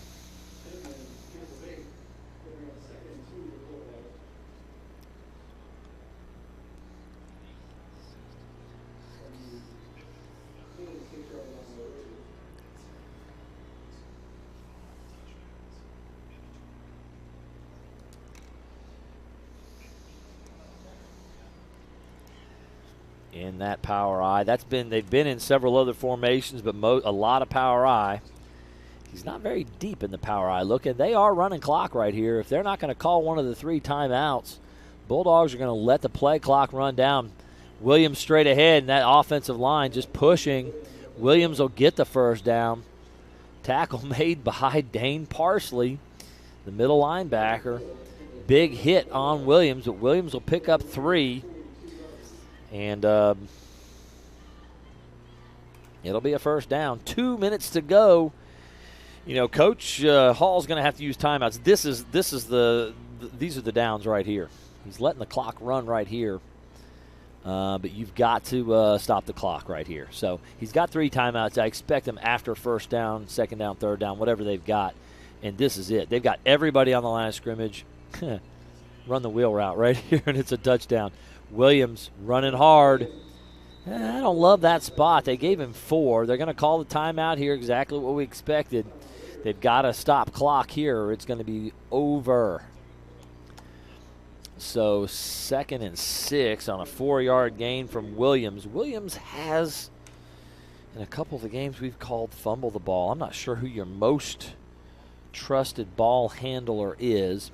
Tonight it's been, of course, Cavalli's amazing, but TJ Williams has just run the ball so hard tonight. He's had an amazing second half. 12 carries in the second half alone, 16 carries total. They've really gone to the fullback quite a bit. Obviously, Pittman's been insane, over 270 yards rushing and 5 touchdowns tonight. He's up to 38 touchdowns on the season. This is going to take him, wait a minute, this is going to take him almost, he's just shy of 2,900 yards. If they can pull off this win tonight, there's a good probability he'll break 3,000 yards. That's rarefied air. Very few backs in the state of Kentucky, probably 4 or 5 in the history of Kentucky State football, have gotten to 3,000 yards. It's possible. Toss, sweep, good block by Williams. He breaks a tackle of McCool to the 35. He didn't quite get, they're going to give him, the 35. It'll bring up a 3rd down and 2 as he picks up 4 more yards. one big run here, and this guy will get over 300 on this ball game. He's at just over just around 280 right now. 3rd and 2. You know, at this spot on the field, the Bulldogs would not punt it. I think they'd have to go for it if they were stopped here. So you're looking at needing 2 stops. They actually, it's a 3rd and 3, not a 3rd and 2. The spot was a little shy of where I expected, but it's more of a 3-yard carry on that one for Pittman. And I can't imagine, you know, honestly, what you almost have to do. They're in an I formation with the tailback. If you can bring a guy off the outside, you've got a tight end. Bring a guy off the outside. You're trying to just get to him before he gets to the line of scrimmage. That's really your only shot, but I don't see that. They're not aligned for that. They're going to go to Pittman. Ooh, hitting the backfield. He's going to come up short. Woo-hoo-hoo. And they'll call their final timeout. Coach Hall. They get a blitz. I didn't see who knifed in there. It was on the ground and kind of took Pittman's legs out about a yard deep. Pittman still got 2 yards on that, flying forward after being hit in the legs. But he is a yard shy. 4th and 1. And someone's season ends here in the next few minutes. And it's on this play. The Bulldogs pick up 2 yards here, 1.5 yards. They'll go into victory formation and end this with 1 or 2 snaps. Probably 1 snap is all they would need after this. If the Raiders can somehow, they've got to get somebody in the backfield. If you're the D coordinator there, you're bringing the house and you're trying to find a way. Honestly, listen, folks, this sounds awful, but you almost have to cheat at this point. And what I mean by that is not do something dirty, but your D linemen need to grab by the shirt the offensive lineman, pull them to the side to allow a blitzer through. It is a technique. If you keep your hands in there, you can hold. There's no such thing really up front in the tackle box as holding. It's kind of legal. There's a little bit of penetration, but Pittman's through. He breaks loose. Touchdown, Cavalli Pittman. They sold out on the blitz, and Pittman found the crease. And when you're blitzing everybody and there's a crease, there's nobody there. 33-yard run over the 300 mark. Somewhere around 310. That is another touchdown, a 6th touchdown. He's up to 39 touchdowns on the season. Woo! Unbelievable. This Warren East squad, as advertised, talking about pregame, what a test for the Bulldogs tonight. They're up 47-36 with 1:16 to go. The difference in the ball game, the big kids up front for John Hardin and the superstar in the backfield. And by the way, again, let's not forget about T.J. Williams and what a hard-nosed, tough kid that guy is. But whoever ends up stopping and beating this John Hardin squad, they're going to have to do some work. And they're going to have to do some work up front, and they're going to have to be super solid defensively. Because this is a difficult team to handle with the guys up front playing this well and Cavalli Pittman in the backfield. You're just not going to have an easy night. West Point Bank, hometown banking made simple, has 5 offices located in Elizabethtown, Radcliffe, Upton, Glendale, and West Point. Or find us online at westpointbank.com. West Point Bank, working better together. Tune in weekly for all local HCEC-TV programs airing on Brandenburg Telecom, Comcast Cables Channel 2, and Spectrum Channel 184. All HCEC-TV programs on the HCEC-TV YouTube channel. Subscribe to the channel today to get your local community sports and events. Watch From the Sidelines, a sports show featuring our student athletes and teams. Also, we would like to thank NFHS, the National Federation of High School Sports, and its support in providing live streaming service. Contact nfhs.com to subscribe today. As I said, I believe, and it looks like North Hardin is winning. It could be Barron County. They may be pulling an upset tonight on Henderson. It's close at Henderson County. I think they were up a touchdown when I last heard. But I believe, we'll be at North Hardin next week. Kick is back. Boyer's got it. Big hit. Woo-hoo-hoo. Number 51, Marco Hayes. Smash. Finishing this game off, man, that is a great way to get down the field and make a big hit on special teams. So 1:10 to go, no timeouts for this Warren East Raiders squad. It's academic, down 2 scores here. This offense is not going to lay down, though. They're going to try to save clock, get out of bounds. Again, if they're incomplete passes, first that'll stop the clock. First downs will stop the clock. There are ways that they can move this football here. Problem is they don't have enough time to do it twice. What they've got is maybe time to move the ball right here. Starting at their own 21. They got a long way to go. They're going to take a shot deep on this first play. Might as well. It is a Hail Mary. Caught! Brandon Lightfoot's got it! 78 yards, one play, about 6 seconds. They won't go away. What a play. And again, for a second time, I say, it comes down to an onside kick. Unbelievable. So we talked about Braden Lightfoot, and he is the big play guy. He hasn't made a big play all night. Now, guys, there it is. And, man, Dane Parsley threw up a rainbow. Lightfoot now almost at 100 yards on 3 catches. That 78-yarder there, a touchdown. Good grief. So 78 yards.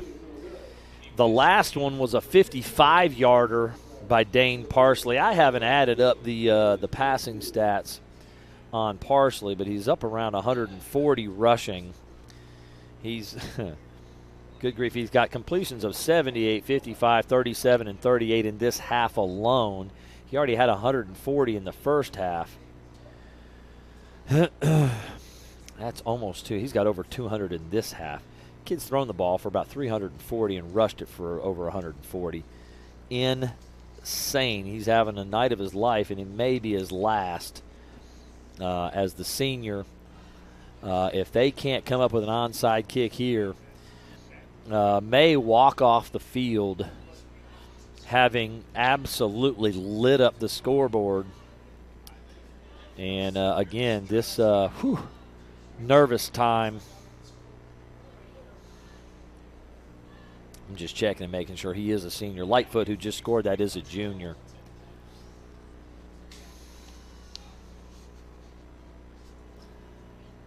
Boyer, number 11, is a junior as well, so the 2 top receivers, both juniors. McCool's a senior as well, so the running back quarterback combination graduating here. And again, geez. Oh boy, folks. All right. Nervous time. Got to figure out how to come up with this one. They're going to hit this one on the ground. It's tough. Oh, what a great play. Is that 15 or 16? I believe it's 16 for John Hardin. Trey Martin comes up with the onside kick. And, folks, all they got to do is take a knee.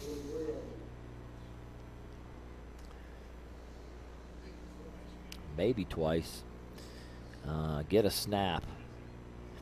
Take a knee. It depends on how quickly they respot the ball as to whether or not they'd have to do it again. But Bulldogs are going to walk out of this thing, barring insanity. They'll walk out of this thing with a W here. Victory formation, and he'll take the snap and take a knee. And the clock will run. They're going to spot. They will have to snap one more time.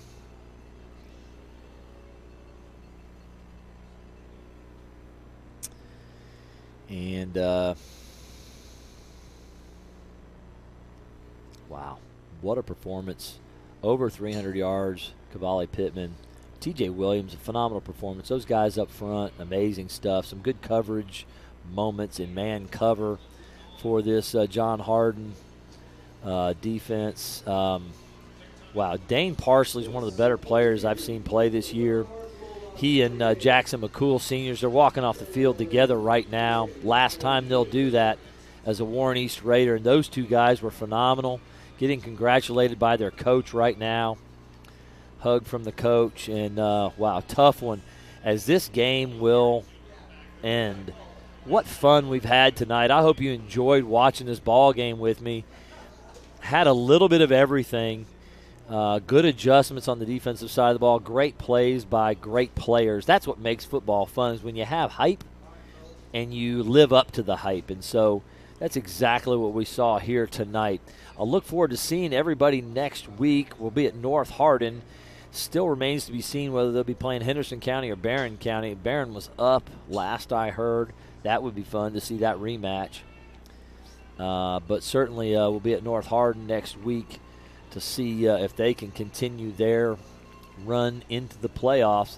We'll wish great luck and great fortune to this John Hardin squad. They win 48-42, and just super happy for Coach Doug Preston, for all the guys, what they accomplished this season, but now tonight to really come through, get down early 14-0, and just show a lot of perseverance in all kinds of difficult circumstances. And wow, what a night. The stars shined brightly here at John Hardin High School on both sides of the ball. Congratulations to Coach Hall on a good season. Those great football players on that Warren East squad. Thoughts and prayers out to B.J. Stewart. Looks like he's doing better, again at the hospital with the concussion after that early injury. I'm glad to hear that it sounds like he'll be okay. Concussion's never a good injury. It's bad. Obviously that's bad, but we'll continue to hope for a full recovery, and it sounds like things are trending well for that young man. But the rest of his Bulldog teammates will celebrate here. I know they'll have BJ in their mind and in their thoughts tonight. But great job, Bulldogs, all-around effort from everybody. This is Paul Gray for our whole HCEC-TV crew. Good night, everybody.